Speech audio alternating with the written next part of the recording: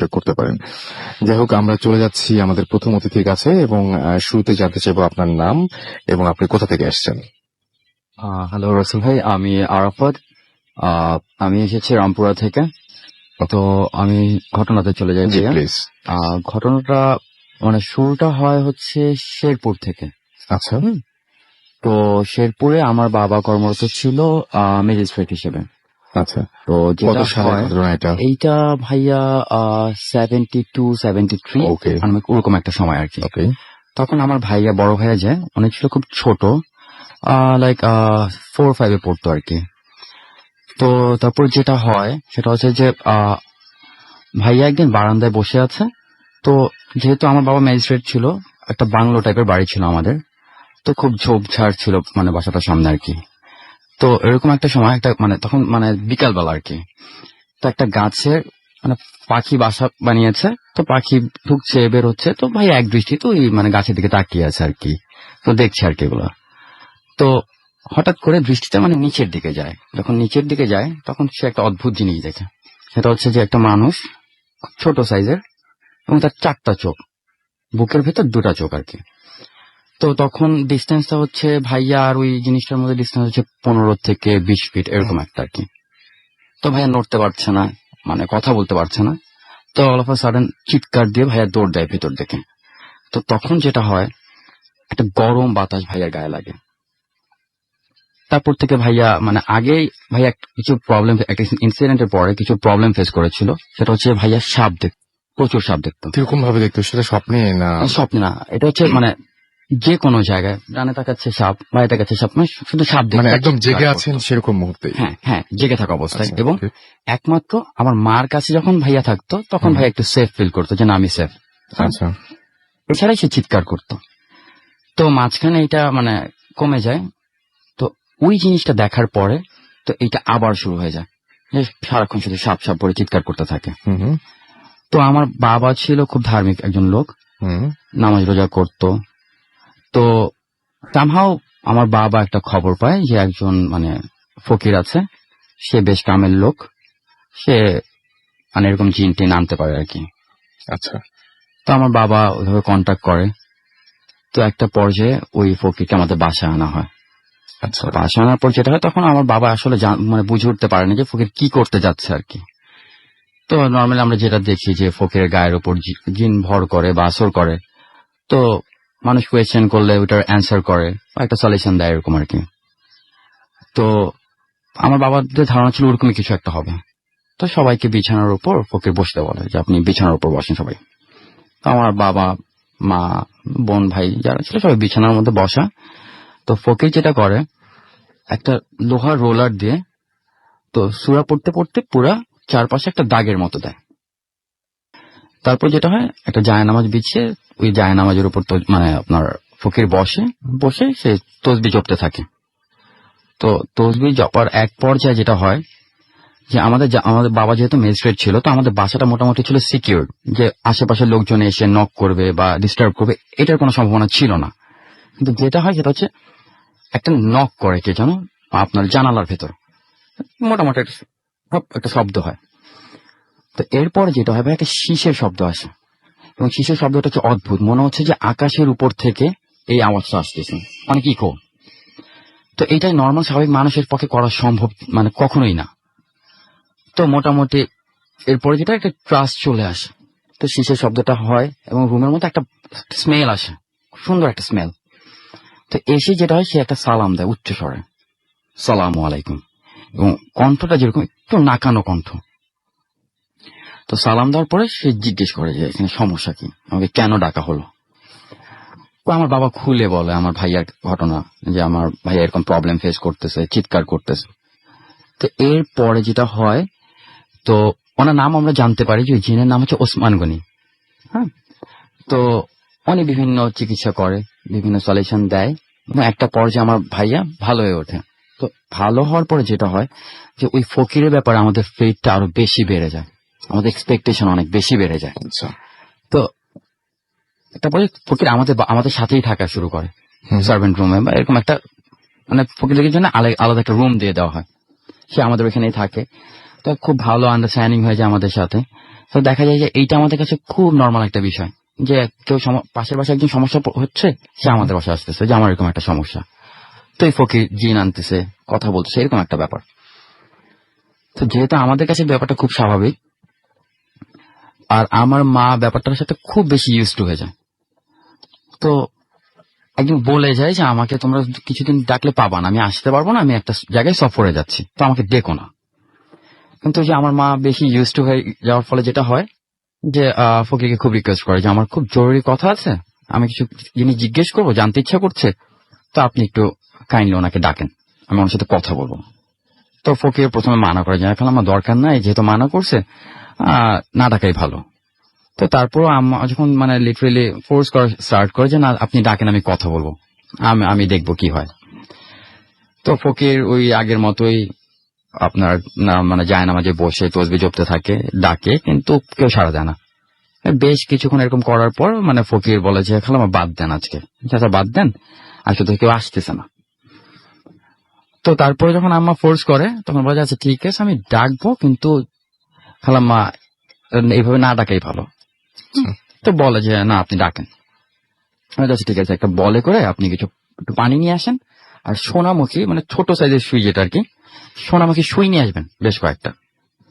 তো আম্মা ওইটাই করে, এবং ফকির যেটা করে সেটা হচ্ছে আগের মতো এরকম মানে বিছানাটা দাগ দিয়ে, তো সবাইকে বলে দেয় যে আপনি যে কোনো ভাবে যেটাই হোক আমার সাথে কেউ আপনার বিছানা থেকে নামবেন না। তো এইটা একটা ওয়ার্নিং দেওয়া থাকে। তো ফকির যেহেতু ভাইয়া মানে রুমে কোনো মানে ফ্যান চলছিল না, লাইট বন্ধ, হ্যাঁ, তো জাস্ট নর্মাল একটা সাউন্ডও খুব জোরে মানে কানে এসে লাগে আর কি। তো ফকির সূরা পড়ার একটা পর্যায়ে যেটা করে যে বলের যে পানি, ওই পানির মধ্যে সুই মারা শুরু করে, এবং ছাপ ছাপ যে শব্দ হচ্ছে, যেহেতু মানে সবকিছু বন্ধ, রুমের লাইট ফ্যান সব বন্ধ, তো ওই সুইয়ের আওয়াজটা শোনা যাচ্ছিল, ছাপ ছাপ সুই মারতেছে। তো 4 থেকে 5টা সুই বলের মধ্যে মারার পরে ভাই যেটা হয়, নর্মালি তো আমরা তো ইউজড হচ্ছে একটা নক করবে জানালাতে, হ্যাঁ, তারপর উনি আসে একটা শীষ বাজায়, হ্যাঁ, সালাম দেয়, এরকম একটা এনভায়রনমেন্টের সাথে সবাই পরিচিত ছিল। তো ওই দিনের ব্যাপারটা একটু অন্যরকম। ওই দিন নক না ভাইয়া, মনে হলো কেউ একটা আঘাত করলো আর কি জানালাতে, ধুম করে একটা শব্দ, বিকট শব্দ জানালাতে, এবং একটা মানুষ রেগে গেলে যে ফোঁস ফোঁস একটা রাগ, আমি রাগান্বিত, এরকম একটা বিকট একটা ফোঁস ফোঁস ফোঁস ফোঁস আওয়াজ হচ্ছে আর কি। তো যেটা হয় ঢুকেই সে আর শুধু কোনো সালাম টালাম কিছু না, ফকির তসবি জবা বন্ধ কর, উচ্চ স্বরে, ফকির তুই তসবি জবা বন্ধ কর। তো ফকির কোনো কথা না, ফকির উচ্চ স্বরে শুধু তসবি পড়তেছে আর সূরা পড়তেছে। ফকির তসবি জবা বন্ধ করে, এরকম একটা সময় ফকির জাস্ট আমার বাবাকে বলে চাচা লাইটটা জ্বালান। আচ্ছা, তো এই যে ব্রেকটা, এই ব্রেকের পরেই মানে ফকির চিৎকার করা শুরু করে, চাচা বাঁচান, খালামা বাঁচান, এইভাবে উচ্চ স্বরে চিৎকার। তো তখন যেটা ছিল যে বেড সুইচ, এটা আর কি, হ্যাঁ, তো আমার বাবা যায় বেড সুইচটা জ্বালাতে। আচ্ছা, ইন দ্য মিন টাইম বাল্বটা বাস্ট হয়ে যায়, শব্দ হয়ে বাস্ট, লাইটটা জ্বলে না। তো যেটা হয় এরপরে তো ফকির তো চিৎকার করতেছে, তো আমার বাবা সহ্য করতে না পেরে মানে খাট থেকে নামবে, তো আমার মা ধরে রাখছে দরকার নেই। তো চিৎকার একটা পর্যায়ে যখন ঠান্ডা হয়ে যায়, তো আমার বাবা যেই নামতে যাবে তখনই আবার চিৎকার, মরে গেলাম, চাচা বাঁচান, এরকম আর কি। তো তারপর এরকম কিছুক্ষণ চিৎকার চেঁচামেচির পর যখন ঠান্ডা হয়, তখন আবার ওই বাল্ব টাল্ব ফিক্স করে জ্বালানোর পর দেখে যে ফকির জাস্ট পড়ে আছে ফ্লোরের মধ্যে, এবং মুখে ফ্যানা টানা দিয়ে ভরে গেছে আর কি। আচ্ছা, তো ফকিরকে এটা মানে তারপর ট্রিটমেন্ট সুস্থ করা হয় পানি টানি দিয়ে। তো পরবর্তী 2 দিন পর ওই যে মানে ফ্যামিলিয়ার যে ছিল আর কি ওসমান গনি হুজুর, আমরা হুজুর বলে ডাক্তারকে সবাই, তো ওনাকে আবার ডাকা হয়। তো আমার বাবা একরকম কমপ্লেইন করে তার কাছে, হ্যাঁ, যে আমার বাসায় এটা কি হলো, হ্যাঁ, আমি আপনাকে ডাকতে চাচ্ছিলাম, তো আমার বাসায় এরকম একটা অ্যাক্সিডেন্ট ঘটে গেল। তো তখন যেটা হয় বলে যে আচ্ছা আমি এটা দেখবো, এবং ওসমান গনি সাহেব সাথে সাথে যে এসে এরকম মানে কার্যক্রম করে গেছে, তার নাম ছিল জং বাহাদুর।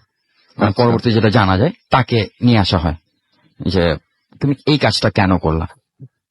আগেই বলে রেখে ভাই, যখন তাকে ডাকা হলো, যখন ওসমান গনি সাহেব প্রথম আসলো, তখন ঘরের পরিবেশটা ছিল থমথমা, খুব সুন্দর একটা পরিবেশ, যখনই জং বাহাদুর যে ওনাকে ডাকা হলো, পরিবেশটা জাস্ট চেঞ্জ হয়ে গেল। ওই আগের মতো ফোঁস ফোঁস শব্দ, মনে হচ্ছে কেউ রাগ হয়ে আছে, একদম মানে বিকট আওয়াজ। যখন তাকে প্রশ্ন করলো যে তুমি এই কাজটা কেন করলা, তো উনি শুধু একটা কথাই বললো, আমাকে সুই মারলো কেন। চিৎকার, ভয়ঙ্কর সেই কণ্ঠ, আমাকে সুই মারলো কেন। তো পরবর্তীতে ওসমান গনি সাহেব যে মানে হুজুর যে, উনি যেটা আমাদের বললো, মানে আমার বাবাকে, যে এলেম হোসেন, ফকির যে কাজটা করছে এটা খুব খারাপ একটা কাজ করছে। হ্যাঁ, ফকির যার জন্য ফকিরকে মারা হয়েছে, এইটার বিচার আমি করতে পারবো না, কারণ ফকির যেই তরিকাতে ওকে ডাকছে এটা খুব খারাপ একটা তরিকা। এই সুইগুলা প্রতিটা লোমকূপের ভিতরে যে লাগছে এবং এটা খুবই কষ্ট, এইটার বিচার আমি করবো না, কিন্তু তোমার যে লাইটটা ভেঙেছে ওইটার মূল্য কত। তো তখন আমার বাবা বললো যে 8 টাকা বা 12 টাকা সামথিং। তো ভাইয়া, অবিশ্বাস হলো সত্য হচ্ছে যে আমাদের বাসায় প্রতিটা মানুষ ওইটা দেখছে। ওই 8টা যে বাড়ি দেওয়া হয়েছে তাকে, জং বাহাদুর যে ওনাকে যে বাড়ি দিতে, বিজলি চমকাইছে, একদম 8 বার বিজলি চমকাইছে রুমের ভিতর। এইটা অবাস্তব হলো, এটা সত্যি ভাইয়া। এটাই ছিল ভাই আমার ঘটনা। আপনাকে অনেক ধন্যবাদ আপনার প্রথম ঘটনার জন্য, এবং ঘটনাটা খুবই অন্যরকম। এবং আমি মানে আজকে শুনে আমি খুব অবাক হয়েছিলাম, একটু অন্য ধরনের ঘটনা ছিল সেটা। Thank you so much. আমাদের সঙ্গে আপনারা যারা আছেন তাদেরকে আরো একবার জানিয়ে দিই যে অনেক SMS পাচ্ছি আমরা। আমাদেরকে ফয়সাল সর্দার ফরিদপুর থেকে SMS করেছেন। সুমন মোহাম্মদ লিখেছেন অওসাম নকিব লিখেছেন যে তিনি এবং তার ছোট ভাই শ্যামল লাইট অফ করে ভূত FM শুনছেন। তাহসিন রাজশাহী থেকে SMS করেছেন এবং তার কাছে অনেক ভালো লাগছে সেটা জানিয়েছেন তিনি। ঢাকা থেকে রুনা আমাদের SMS করেছেন, ভূত FM খুবই ভালো লাগছে। আখি শাহিদ আমাদের SMS করেছেন নারায়ণগঞ্জ থেকে। স্কাই আকাশ আমাদের SMS করেছেন নাজমুল, SMS করেছেন আমাদের কামরুল লুসা, SMS করেছেন আমাদেরকে খুলনা থেকে আনোয়ার এবং তার ওয়াইফ আফরিন, এবং SMS করেছেন নিশি, SMS করেছেন আমাদেরকে শিপলু বাবা। এছাড়া আমাদের SMS করেছেন MD লতিফ, TJ আজহার আমাদের SMS করেছেন কবির জিনজিরা থেকে। SMS করেছেন আমাদেরকে খোকন নাটোর থেকে। SMS করেছেন আমাদেরকে ইশিকা ঢাকা থেকে। SMS করেছেন আমাদেরকে বাদল ময়মনসিং থেকে। এছাড়া আমাদেরকে হিমেল এবং ঝিলমিল SMS করেছেন আমাদেরকে MD মোফাজ্জল। SMS করেছেন আমাদেরকে কাজীপাড়া থেকে জারা। SMS করেছেন রকিবুল, এছাড়াও কাজীপাড়া থেকে আচ্ছা যারা আরো অনেকগুলো SMS পাঠিয়েছেন ইনফ্যাক্ট। এছাড়া আমাদেরকে নাজমুল SMS করেছেন সিয়াম মিরপুর থেকে, তারা 3 বন্ধু মিলে ভূত FM শুনছেন। এছাড়াও আমাদেরকে গোলক লিখেছেন যে আই লাভ অ্যান্ড লাইক ভূত FM। আমাদেরকে সোহেল রাজশাহী থেকে SMS করেছেন। এবং ফার্স্ট স্টোরিটা কোথাকার, এটা কোথাকার যেন আপনি বললেন? শেরপুরের, রাইট, শেরপুরের ঘটনা ছিল এটা। কবির ক্যান্টনমেন্ট থেকে আমাদের SMS করেছেন, লিখেছেন অন্যরকম ঘটনা। ইলিয়াস তালুকদার আমাদের SMS করেছেন আব্দুর রহমান। এছাড়াও রাজীব রামপুরা থেকে SMS করেছেন। নাজমুল হিরোন আমাদের SMS করেছেন কেয়া পতেঙ্গা থেকে। SMS করেছেন আমাদেরকে আরো অনেকে। আপনি যদি SMS করতে চান তাহলে মোবাইলের মেসেজ অপশনে গিয়ে টাইপ করুন ফুর্তি, FORTI ফুর্তি, স্পেস দিয়ে আপনার নাম, স্পেস দিয়ে আপনার মেসেজ পাঠিয়ে দিন 9840 নাম্বারে। আমরা দেখতে পাচ্ছি অনেকগুলোই ফেসবুকে কমেন্ট এসছে। আমাদেরকে লিখেছেন রকিং ইয়ার ভূত FM ইজ রিয়েলি অসম। বৃষ্টি ভেজা মন এই কমেন্টটি করেছেন। ইন্টারন্যাশনাল ক্রিমিনাল আমাদের SMS করেছেন। ওকে, লিখেছেন কমেন্ট করেছেন এখানে রাসেল ভাই, ভূত দেখার আমার খুব ইচ্ছা, আমরা তো ভূত দেখতে যাচ্ছি। আমাদেরকে পায়েল নুপুর কমেন্ট করেছেন মিথ্যা স্টোরি প্রচার করা হয়, আপনি কিভাবে বুঝলেন? অনেকে কিন্তু এটা মানে অনেকেই এরকম আছেন যে এটা বলার মাধ্যমে এরকমও হতে পারে যে খুব স্মার্ট প্রমাণ করতে চান নিজেকে, হতেই পারে এরকম। বাট আমি মানে একটা কথা বলি যে আপনি একটা স্টোরি আপনার ভালো লাগলো কি খারাপ লাগলো এটা আপনি এই মতামত দিতেই পারেন, যে কোনো মতামতই আপনি আসলে দিতে পারেন, কিন্তু আসলে যারা ঘটনা বলতে আসছেন তাদেরকে অবিশ্বাস করি কিভাবে, এইটা যদি আপনি আমাকে একটু শিখিয়ে দেন তাহলে আমি খুব খুশি হতাম আসলে। আমাদেরকে ছাড়াও তুষার মাহমুদ লিখেছেন ভয় পেতে চাই, আমরা ট্রাই করছি আপনাকে ভয় দেবার জন্য, ইনশাল্লাহ দেখি কতটা করতে পারি আপনাদের জন্য। ভূত FM rocks, I still like it seriously. আসল ভাইয়া লিখেছেন আমি সায়েন্স, আচ্ছা সায়েন্সের ছাত্র। ওকে, অদ্ভুত অদ্ভুত সব নাম কিন্তু ফেসবুকে রয়েছে। আমাদেরকে রুমেল এছাড়াও লিখেছেন যে ভূত FM তিনি রেগুলার লিসনার। রাকিব লিখেছেন যে ভূত FM ইজ হিয়ার। আমাদেরকে এছাড়াও দেখতে পাচ্ছি আরো অনেকেই এখানে। জেবিন যারা জিবা আমাদের লিখেছেন ভয় করছে আমাদেরকে। এছাড়াও মেহেদি হাসান সজীব লিখেছেন আশা করি আজকের এপিসোডটা ভালো হবে। সত্যি আমিও খুব আশা করছি আপনার মতোই। অ্যাঞ্জেল সিনথিয়া আমাদের লিখেছেন যে লাইক ভূত। আচ্ছা, আপনি যদি এই পেজে গিয়ে এই সমস্ত কমেন্ট পড়তে চান এবং সেই কমেন্টগুলো রিপ্লাই দিতে চান, বা আপনি যদি চান যে সেখানে লিখবেন কোনো কিছু, তাহলে চলে যান www.facebook.com/radiofurti এই অ্যাড্রেসে, এবং সেখানে গিয়ে আপনি লাইক দিন, কমেন্ট করুন, আপনার মতামত জানান। আপনার মতামত অত্যন্ত গুরুত্বপূর্ণ।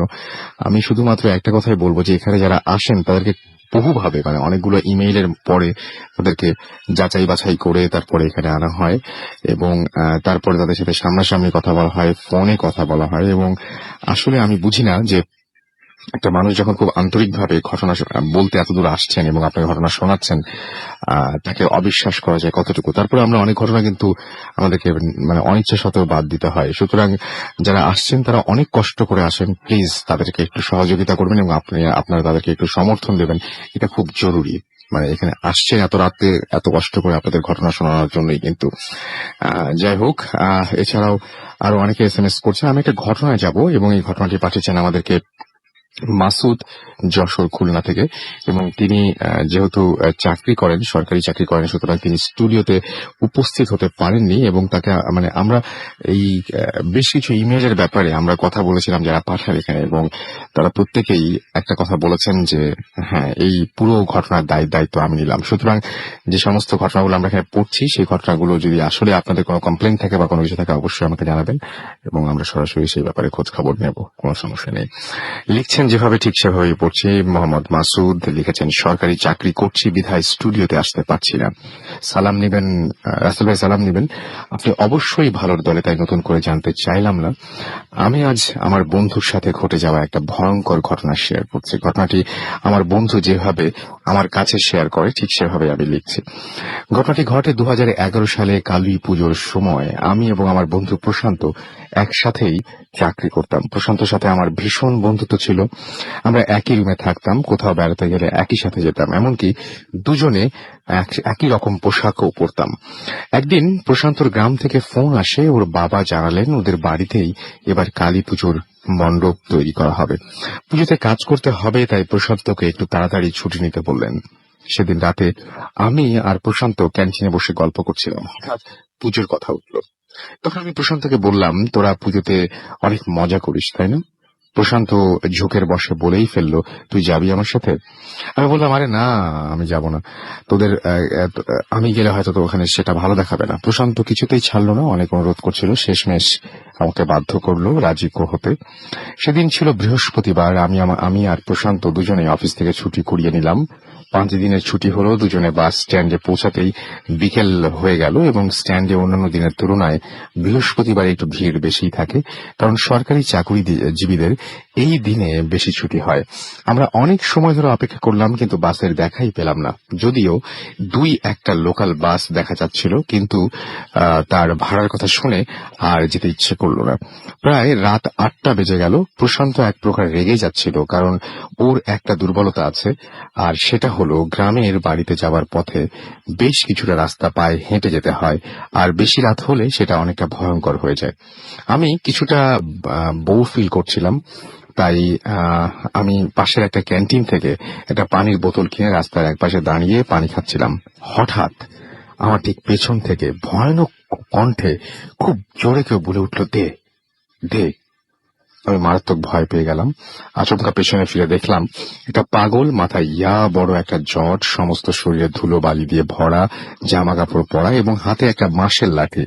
লাঠিটায় ভর দিয়ে আমার দিকে তাকিয়ে আছে, এবং মনে হচ্ছে সে আমার উপর প্রচন্ড রেগে আছে।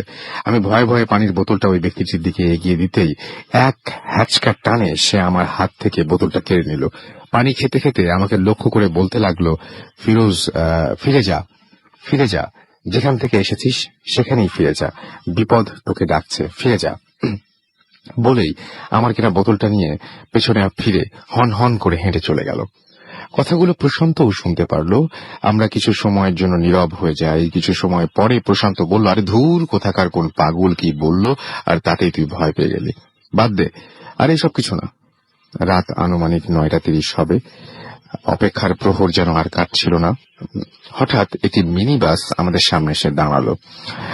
গাড়ির হেল্পার গাড়ি থেকে নেমে এসে অন্য কোথাও না গিয়ে ঠিক আমাদের দিকে এসে বলল, মামা যাবেন? অবাক ব্যাপার হলো, অনেক প্যাসেঞ্জার ছিল সেখানে, কিন্তু কোনো প্যাসেঞ্জারই গাড়ির দিকে এগিয়ে আসলো না। মনে হলো কেউই যেন বাসটিকে দেখছে না। বাড়ি পৌঁছানোর চিন্তা মাথার ভেতর ঘুরপাক খাওয়াতে বিষয়টি মাথায় নিতে পারলাম না। প্রশান্ত বলল, হ্যাঁ আমরা, ওর গ্রামের নামটি বলল, সেখানে যাব। যাবেন? হেল্পার বলল, হ্যাঁ যাব, আমরা তো ওই দিকেই যাচ্ছি, কোনো প্যাসেঞ্জার পাচ্ছি না। প্রশান্ত ভাড়ার বনাবনি মিটিয়ে নিল। বাসটি 16 সিটের। আমরা বাসের উঠতেই দেখলাম বাসের একদম পেছনের দিকে 4 জন লোক বসে আছে এবং একটা লাশের খাটিয়া পেছনের দিকে 3 সিটের মধ্যে, খাটিয়ার মধ্যে একটা লাশ সাদা কাপড়ে মোড়া। আমি কিন্তু কিছুটা হতভম্ব হয়ে পড়ি। হেল্পারকে বললাম, ভাই আপনি তো বললেন কোনো প্যাসেঞ্জার নেই, তাহলে এরা কারা? হেল্পার বলল, আর বললেন না ভাই, আসার সময় রাস্তার পাশে ওনারা দাঁড়ায় ছিল। লোকটা নাকি মানে একদম স্ট্রোক করে মারা গেছে। আমাদের অনেক করে ধরলো, আমরা কোনো যাত্রী ছিল না, তাই ওনাদেরকে উঠিয়ে নিলাম। সমস্যা নেই, আপনারা সামনের দিকে বসেন। গাড়ি চলতে শুরু করলো। আমি কেন জানি অস্থিরতা বোধ করলাম। প্রায় আধ ঘন্টা খানেক গাড়ি চললো। পেছন থেকে যাত্রীগুলোর কেউই কোন রকম কান্না বা আমাদের সাথে কথা বলা তো দূরের কথা, আমাদের দিকে তাকালো না। আমি খুব অবাক হচ্ছিলাম। একটা সময় ঘুম এসে যায়। রাত আনুমানিক 12:30 হবে। আমি একটা সিঙ্গল সিটে বসেছিলাম। হঠাৎ ঘুমের মধ্যে আমি অনুভব করলাম কিছু একটা আমার পায়ের পাশে বসার চেষ্টা করছে এবং মনে হচ্ছে আমাকে তার শরীর দিয়ে ঠেলে ঠেলে জায়গা করে নিচ্ছে। অবাক ব্যাপার হলো, আমার শরীর তখন কেন যেন অবশ হয়ে গেছে। আমি কিছুতেই আমার হাত পা নাড়াতে পারছিলাম না। হঠাৎ চোখটা মেলে যা দেখলাম তা দেখার জন্য আমি প্রস্তুত ছিলাম না। দেখলাম সাদা কাফনে মোড়া ব্যক্তিটি আমার পাশে বসার চেষ্টা করছে এবং কাফনের মধ্যে থেকে 2 হাত বের করে আমার কণ্ঠনালী চেপে ধরছে আর ফিস ফিস করে আমাকে বলছে, তোকে না বলেছিলাম ফিরে যেতে, গাড়িতে উঠলি কেন? আমার দম বন্ধ হয়ে আসছিল। আমি আপ্রাণ চেষ্টা করছিলাম বাঁচার জন্য, শুধু মুখ থেকে গো গো আওয়াজ করছিলাম। হঠাৎ হ্যাঁচকা ব্রেকে সবকিছু স্বাভাবিক হয়ে গেল। খুব জোরে হো করে একটা বড় আওয়াজ করে বড় বড় নিঃশ্বাস ফেলতে লাগলাম। প্রশান্ত দ্রুতই আমার কাছে আসলো এবং সাথে সাথে হেল্পারও আসলো। আমার কাছে জানতে চাইল কি হয়েছে। আমি কিছুই বলতে পারছিলাম না। বারবার পেছনে তাকিয়ে সেই লাশে খাটিয়াটা দেখছিলাম আর বড় বড় চোখ করে সবার দিকে তাকাচ্ছিলাম। এক পর্যায়ে কিছুটা স্বাভাবিক হলাম এবং পাশে তাকিয়ে দেখলাম বাসটা একটা হোটেলের সামনে থেমেছে। প্রশান্ত আমাকে নিয়ে নিচে নামলো এবং হোটেলের মধ্যে গিয়ে আমার কাছে আবার জানতে চাইলো। আমি পুরো ঘটনাটা খুলে বললাম। প্রশান্ত বলল, তুই এখন সেই পাগল লোকটার কথা মনে রেখেছিস? ও আমাকে বলল, হয়তো তুই স্বপ্ন দেখেছিস, বিষয়টা ভুলে যা। কিন্তু আমি ওকে কিছুতেই বোঝাতে পারছিলাম না যে ব্যাপারটা আমার সত্যিই ঘটেছে। হোটেলে খাবার শেষ করলাম। একটা পানির বোতল কিনে আমরা গাড়িতে উঠলাম। মনের মধ্যে কিছুটা ভয় থাকলো। এবার আমি আর প্রশান্ত পাশাপাশি সিটে বসলাম। পেছনে তাকিয়ে দেখলাম সেই 4 জন ঠিকই ওইখানে বসে আছে। গাড়ি আবার চলা আরম্ভ করলো। ঘটনাটা এখানে শেষ হতে পারত, কিন্তু সেটা হলো না। প্রায় আধ ঘন্টা গাড়ি চললো। আমার কিছুটা ঘুম পাচ্ছিল, কিন্তু আমি মোটেই চাচ্ছিলাম না ঘুমোতে, তাই এদিক সেদিক করে ঘুমটা ভাঙানোর চেষ্টা করছিলাম। একটা সময় আমার প্রচুর ঘুম পাচ্ছিল, তাই বোতলের পানি খাওয়ার জন্য মুখটা খুলে পানি খেলাম। বোতলের মুখটা লাগাতে গিয়ে গাড়ির একটা ঝাঁকিতে আমার হাত থেকে মুখটা পড়ে যায়। তাকিয়ে দেখলাম মুখটা ঠিক গাড়ির পেছনে ওই লোকটার দিকে চলে গেল। আমি মুখটা আনার জন্য পেছনের দিকে যাই এবং বোতলের মুখটা তুলতেই আমার চোখ পড়ে লাশের খাটিয়ার দিকে। দেখলাম লাশটা ঠিক বুকের কাছ থেকে গলগল করে রক্ত গড়াতে গড়াতে পেটের দিকে যাচ্ছে আর সাদা কাপড়টা ভিজে যাচ্ছে। আমি ভাবলাম হয়তো ঝাঁকি খেয়ে লাশটার শরীরে কোথাও খোঁচা লেগেছে, তাই আমি পাশে থাকা লাশের স্বজনদের ডাকার চেষ্টা করছিলাম। ঠিক তখনই ঘটলো আমার জীবনে মারাত্মক ভয়ঙ্কর ঘটনা। হঠাৎ জানলা থেকে আসা প্রচন্ড জোরে বাতাসে খাটিয়ার ওপর থেকে সাদা কাপড়টা সরে যেতেই দেখলাম যে শরীর ঠান্ডা হয়ে গেল। দেখলাম লাশটি আর কেউ নয়, বাস স্ট্যান্ডের সেই পাগলটি যে ঘুমের মধ্যে আমার কণ্ঠনালী চেপে ধরেছিল। আমার শরীরের সমস্ত শক্তি হারিয়ে গেল, হাতে থাকা বোতলটা নিচে পড়ে গেল। আমি স্পষ্ট দেখতে পারলাম লোকটার সমস্ত শরীর বেড়ে রক্তক্ষরণ হচ্ছে এবং বড় বড় চোখ করে আমার দিকে তাকিয়ে আছে। এবং আমি আমার সমস্ত শক্তি দিয়ে মা বলে একটা চিৎকার করলাম এবং পেছনে ফিরে দৌড়াতে গিয়ে গাড়ির সিটে প্রচন্ড আঘাত লেগে নিচে লুটিয়ে পড়লাম। প্রশান্ত এখনো ঘুমিয়েছিল। আমার চিৎকারে ও ঘুম থেকে উঠে দ্রুত আমার দিকে আসতেই আমার বাসটা একটা খাদে পড়ে মারাত্মক সড়ক দুর্ঘটনার শিকার হলাম। আর কিছু মনে নেই। পরদিন সকালে আমি আমাকে আবিষ্কার করলাম স্থানীয় একটা হাসপাতালে। আমি ভাগ্যের জোরে প্রাণে বেঁচে গেলেও প্রচন্ড জখম হই। আমার সমস্ত শরীর থেকে রক্ত ঝরছিল ঠিক গত রাতে দেখা সেই পাগল লোকটার মতো, এবং আমার বন্ধু প্রশান্ত মারাত্মকভাবে আহত হয়। স্থানীয় পুলিশ সদস্যর কাছ থেকে জানতে পারি গতরাত্রে মারাত্মক জখম অবস্থায় রাস্তার পাশে একটা খাদে পড়েছিলাম আমরা। ডিউটিতে থাকা পুলিশের একটি টহল দল আমাদেরকে সেখান থেকে উদ্ধার করে। আমি তাদের কাছে গাড়ি এবং গাড়িতে থাকা লাশের খাটিয়া এবং লোকগুলোর কথা জানতে চাইলে তারা বলে সেখানে আর কিছুই দেখতে পাওয়া যায়নি। দীর্ঘদিন অসুস্থ থাকার পরে আমরা দুজনেই সুস্থ হই, কিন্তু আজও এর কোনো ব্যাখ্যা খুঁজে পাইনি যে কেন আমাদের সাথে এই ঘটনাটা ঘটেছিল, আর পাগল লোকটি বা কে ছিল। আপনাদের কাছে এর কোনো ব্যাখ্যা থাকলে জানাবেন। এই ছিল আমার জীবনে ঘটে যাওয়া ভয়ঙ্কর ঘটনা। ধন্যবাদ। মোহাম্মদ মাসুদ, যশোর, খুলনা। এই ছিল ঘটনা, এবং আশা করছি ঘটনাটা আপনাদের অনেকেই ভালো লেগেছে। এখানে আরো বেশ কিছু SMS অলরেডি চলে এসেছে, সেগুলো পড়বো, তবে একটা আমাদের ব্রেক নিতে হবে। ব্রেকের পরে আবারও ফিরে আসছি। আমাদের সাথে থাকুন, কোথাও যাবেন না। স্টে টিউন টু রেডিও ফুর্তি এন্ড ডোন্ট স্টপ দ্য ফুর্তি।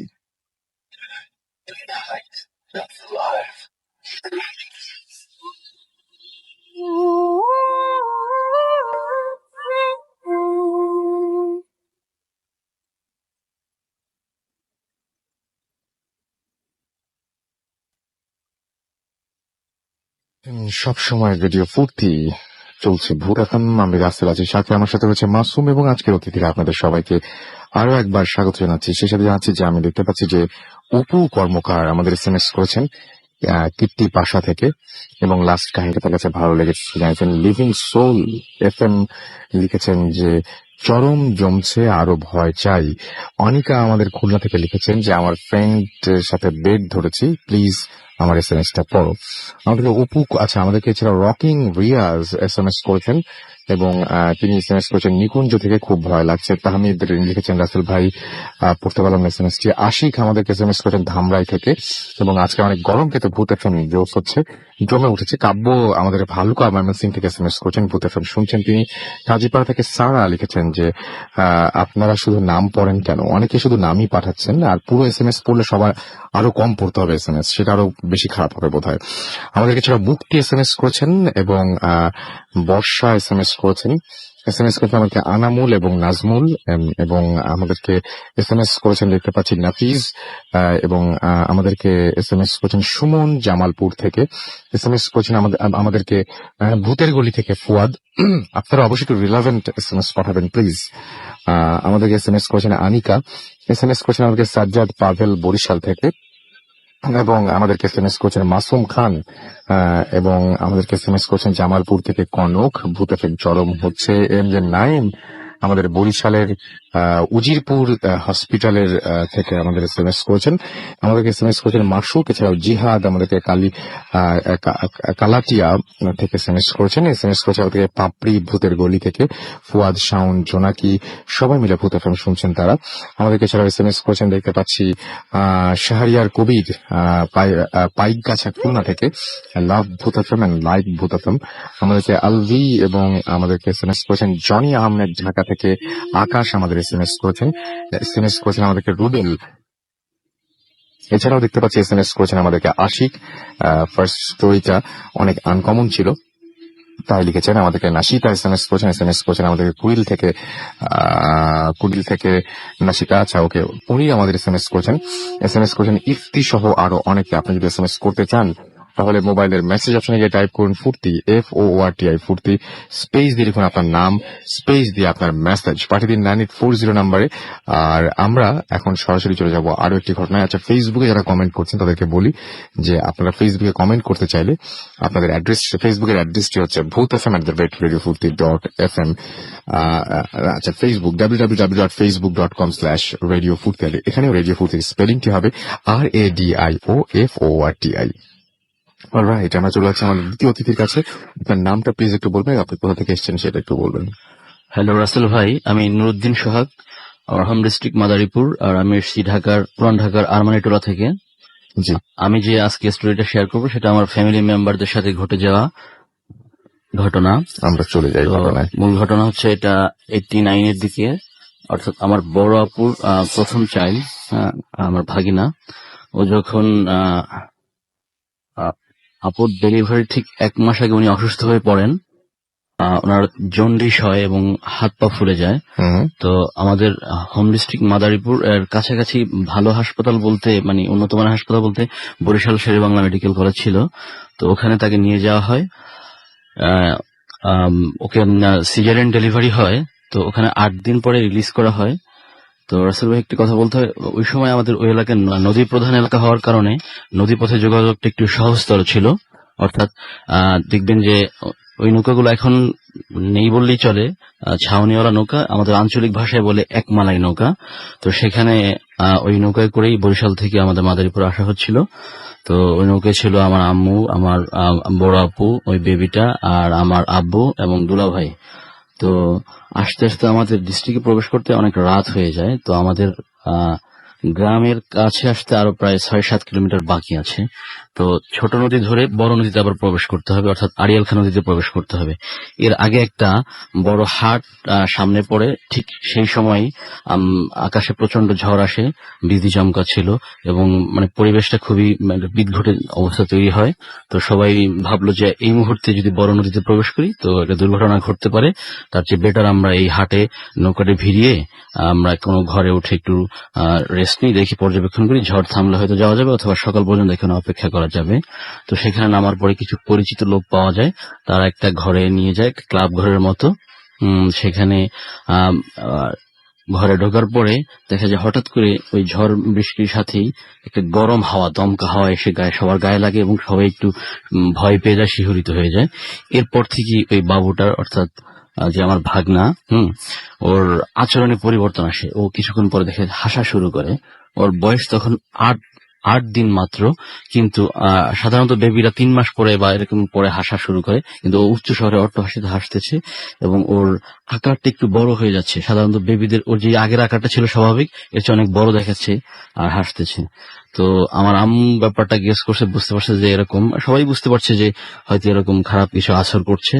তো সকালবেলা বাড়িতে নিয়ে আসা হয়। এখন ওকে যে ফিডারে দুধ খাওয়ানো হয়, সাধারণত বেবিরা 1 দাগ বা 2 দাগ দুধ খায়, কিন্তু ওকে ও দেখতাম যে মানে ফিডারে দুধ দেওয়ার পরে ও পুরা হাফ লিটার দুধ খেয়ে ফেলতো এবং আরো দুধ খাওয়ার জন্য হাত মানে চেপে ধরতো যে আরো দুধ দাও, মানে এরকম বুঝাইতে চাইতো আর কি, এবং হাসতো। আর ওর আকারটা ওই কখন দেখা যায় হঠাৎ হঠাৎ অনেক বড় দেখাচ্ছে, মনে হয় 3-4 বছরের বাচ্চা এরকম, কিন্তু ওর বয়স তো মাত্র 8 দিন আমি বললাম। তো এখন এরপর আরো কিছু অদ্ভুত অদ্ভুত ঘটনা ঘটতে থাকে রাতের বেলা। অর্থাৎ আমাদের ঘরের পেছনেই একটা গাছ ছিল, এটা ওষুধি গাছ, আঞ্চলিক ভাষায় বলে এটা কালফা গাছ। তো গাছের উপরে অনেক শব্দ হতো এবং কিছু ফুল রেখে যেত, যে ফুলগুলো আমাদের গ্রামে সচরাচর দেখতে পাওয়া যায় না। মানে কিছু আনকমন ফুল, মানে গ্রামের মানুষ অনেকে চেনেও না এই ফুলগুলা কি, নাম কি। তো ফুলগুলা সবাই কুড়াতো এবং সবাই দেখতো যে ফুলগুলা পাওয়া গেছে রাত্রে। তো সবাই চিন্তিত হয়ে পড়ে এবং সবাই ভেবেছে এরকম বদজিন বা এরকম খারাপ কিছুই আসর করেছে ওর সাথে।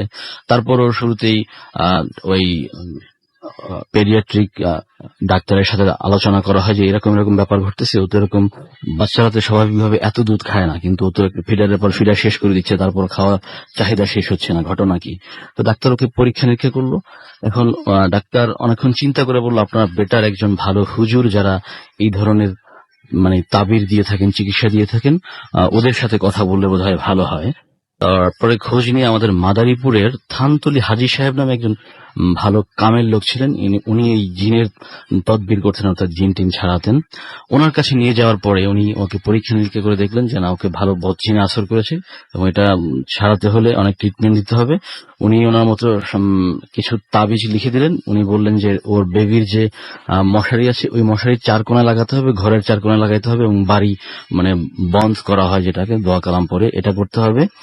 আর হচ্ছে যেটা করতে বলেছেন যে হাফেজ, কোরআনে হাফেজ দিয়ে সূরা জিন টানা 60 বার তেলাওয়াত করে ওই তেল পানি সামনে রাখতে হবে, বেবিকে সামনে নিয়ে তেলাওয়াত করতে হবে রাতের বেলা নীরব হয়ে গেলে, এবং ওই তেলে ফু দিতে হবে সূরা জিন পড়ে কোরআন থেকে, এবং ওই পানিতে ফু দিতে হবে, তেল ওর গায়ে মাখতে হবে, নাভিতে মাখতে হবে, আর ওই পানি ওর চোখে দিতে হবে এবং পানিটা খাওয়াতে হবে।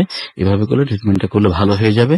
এবং এই হাজী সাহেব আরো কিছু আপনার কশনারি স্টেপ বলে দেন যে যাকে দিয়ে এই তেলাওয়াতটা করানো হবে হাফেজ সাহেব তার ক্ষতি করতে পারে। তো ওই রাত্রে তাকে একা বের হতে দিবেন না, বা ওই রাত্রে তাকে মানে তার বাসায় ফিরে যেতে দিবেন না, তাকে রেখে দিবেন। তাকে মানে সিকিউরলি তাকে বাসায় পৌঁছে দেওয়া হবে বা পরের দিন এরকম বলা হয়েছিল। আর ওরা কিন্তু ডিস্টার্ব করতে পারে, আপনারা একটু সাবধানে করবেন। তো প্রথমে আমাদের গ্রামে হাফেজ পাওয়া যাচ্ছিল না, তো ভাবলো যে মাদ্রাসার হুজুর আছে যারা মৌলভী সাহেব, ওদেরকে দিয়ে পড়ালে হয়তো হতে পারে আর কি। তো সন্ধ্যার পরে কয়েকজন হুজুর এনে সূরা জিন মানে তেলাওয়াত মানে সবাই মিলে যাতে 60 বারটা তাড়াতাড়ি হয়ে যায় শুরু করলো। এখন তখনই কিছু ভয়ঙ্কর ঘটনা ঘটতে থাকলো। তো ওই হুজুরদের জন্য আমার আম্মু আবার ঘরের বাইরে একটা রান্নাঘর আছে, সেখানে ওই রান্না করতেছিল। তো দেখা গেছে ওই আম্মু যেখানে রান্না করতেছিল ওই মানে চালের উপরে ধুমধাম ঢিল পড়তেছে এবং বাইরে থেকে কিছু অদ্ভুত অদ্ভুত আওয়াজ করতেছে, এবং ওই আমাদের ঘরে যেখানে হুজুরা তেলাওয়াত করতেছিল বাচ্চাকে নিয়ে, সেখানে অনেক মানে ঢিল মারতেছে। তো এতভাবে ডিস্টার্ব করতেছে হুজুর আর পড়ার পরিবেশ পাচ্ছিলেন না, এবং যারা পড়তেছিল তারা একটু ভয় পেয়ে গেল। তো ওই রাত্রের মতোই ওখানকার ওই মানে কোরআন তেলাওয়াতে স্টপ করে দেওয়া হয়। পরে একদিন পরে একজন হাফেজ পাওয়া যায়, উনি আমাদের আত্মীয়র মতোই হয়, ওর বয়স ছিল কম, কিশোর হাফেজ, ওকে নিয়ে আসা হয়। তো ওই বাচ্চাকে সামনে রেখে রাতের দিকে, আর ওই যেহেতু রাতের রান্না বান্না করতে গেলে ডিস্টার্ব করে আর আম্মু একটু ভয় পেয়েছিল, দিনের বেলায় রান্নাটা সেরে নেয়। এরপরে ওকে সামনে রেখে ওই হাফেজ সাহেব কোরআন তেলাওয়াত করতে থাকে, ওই সূরা জিন টানা 60 বার পড়তে থাকে, ওই তেলে ফু দিচ্ছে, পানিতে ফু দিচ্ছে, এবং ওর গায়ে ওইভাবে ওই হাজী সাহেবের নির্দেশনা মতো ওইভাবে গায়ে মেখে দেওয়া হচ্ছে এবং পানি খাওয়ানো হচ্ছে, চোখে পানি দেওয়া হচ্ছে। তো এভাবে করার পরে মানে ওই সূরা 60 বার তেলাওয়াত করার পরে কাজটা শেষ করা হলো। এখন হুজুর ওই হাফেজ সাহেবকে নিয়ে বাইরে যাওয়া হবে। তো ওই যে বলে দেওয়া হয়েছিল যে ওকে একা বাইরে যেতে দেওয়া হবে না, তো বাথরুম করতে বের হবে। তো আমার ভাইয়া সহ আরেকজন বের হয়েছিল। বের হওয়ার পরে দেখে যে ওই দূর থেকে বড় বড় কালো ষাঁড়ের মতো গর্জন করে আসতেছে এবং কিছু বিকট সাউন্ড করে ভয় দেখানোর চেষ্টা করা হচ্ছে, তো কিন্তু কাছে আসতে পারে নাই। তো ওই রাত্রের মতো ওখানে ওই হাফেজ সাহেব আমাদের বাসায় থেকে যায়। পরদিন ওকে পৌঁছে দেওয়া হয়, কিন্তু পরবর্তীতে ওই হাফেজ কিছুটা ক্ষতিগ্রস্ত হয়, অর্থাৎ ওকে ওর মাদ্রাসা থেকে তুলে নিয়ে যাওয়া হয়। প্রায় 7-8 দিন নিখোঁজ হয়ে থাকে এভাবে। কারা তুলে নিয়ে যায়? ওই জিনেরা আর কি। আচ্ছা, তো ওকে যখন পাচ্ছিল না, তো হুজুরা ওইভাবে চেষ্টা করে, তো দেখে যে ওর সাথে এই ঘটনাটা কয়েকবার ঘটে, ওকে তুলে নিয়ে যাওয়া হয়। পরে ওকে আবার ওই হাফেজ সাহেবকে আরো উন্নত চিকিৎসাতে ওর মানে পরবর্তীতে ওকে মানে ওই জিনের আসর থেকে মুক্ত করা হয়। আর আমার ভাগ্না অসুস্থ। আর এটা রাসেল ভাই 89-এর দিকে ঘটনা। ও ওই ভাগ্নাটার নাম আরিফ খান। ও এখন লাইভ শুনছে ঘটনাটি ওর বন্ধু জিন নিয়ে, ওর জীবনে ঘটে যাওয়া ঘটনাটা। এই ছিল আমার ঘটনা। আপনাকে অনেক ধন্যবাদ আপনার ঘটনার জন্য। আমরা একটু পরেই ফিরে আসবো, আমাদের আর একটা বিরতি নিতে হবে এবং বিরতির পরে আমরা ফিরে আসবো। কোথাও যাবেন না, আমাদের সাথে থাকুন এবং আমাদেরকে আরো একবার জানিয়ে কিভাবে আমাদের সাথে কমিউনিকেট করবেন। আমাদেরকে যদি আপনারা SMS করতে চান তাহলে মোবাইলের মেসেজ অপশনে গিয়ে টাইপ করুন ফুর্তি, FOORTI ফুর্তি, স্পেস দিয়ে লিখুন আপনার নাম, স্পেস দিয়ে আপনার মেসেজ পাঠিয়ে দিন 9840 নাম্বারে। যারা আমাদেরকে ইমেল করতে চান তাদের ইমেল অ্যাড্রেসটি হচ্ছে bhoothfm@radiofurti.fm, which is BHOOTFM@RADIOFORTI.FM। আপনার নাম, ঠিকানা এবং ফোন নাম্বার সহ আপনার জীবনে ঘটে যাওয়া সেরা ঘটনাটি লিখে পাঠিয়ে দিন আমাদের কাছে, অথবা আপনার জানা সেরা ঘটনাটি পাঠিয়ে দিন আমাদের কাছে। যারা দেশের বাইরে রয়েছেন তাদেরকে অনুরোধ করবো যে আপনারা সরাসরি ঘটনাটি লিখে পাঠিয়ে দিবেন, না লিখে আমরা সরাসরি রেকর্ড করে পাঠিয়ে দিবেন আমাদের কাছে। আর আমাদের সাথে যারা ফেসবুকে যারা বিভিন্ন পোস্ট দিতে চান, কমেন্ট করতে চান, তাদেরকে অ্যাড্রেসটি বলেছি www.facebook.com/radiofurti। চলে যাবো একটা ছোট্ট বিরতিতে এবং বিরতির পরে আবারও ফিরে আসছি। আমাদের সাথে থাকুন, কোথাও যাবেন না। স্টে টিউনড টু রেডিও ফুর্তি এন্ড ডোন্ট স্টপ দ্য ফুর্তি। Tonight.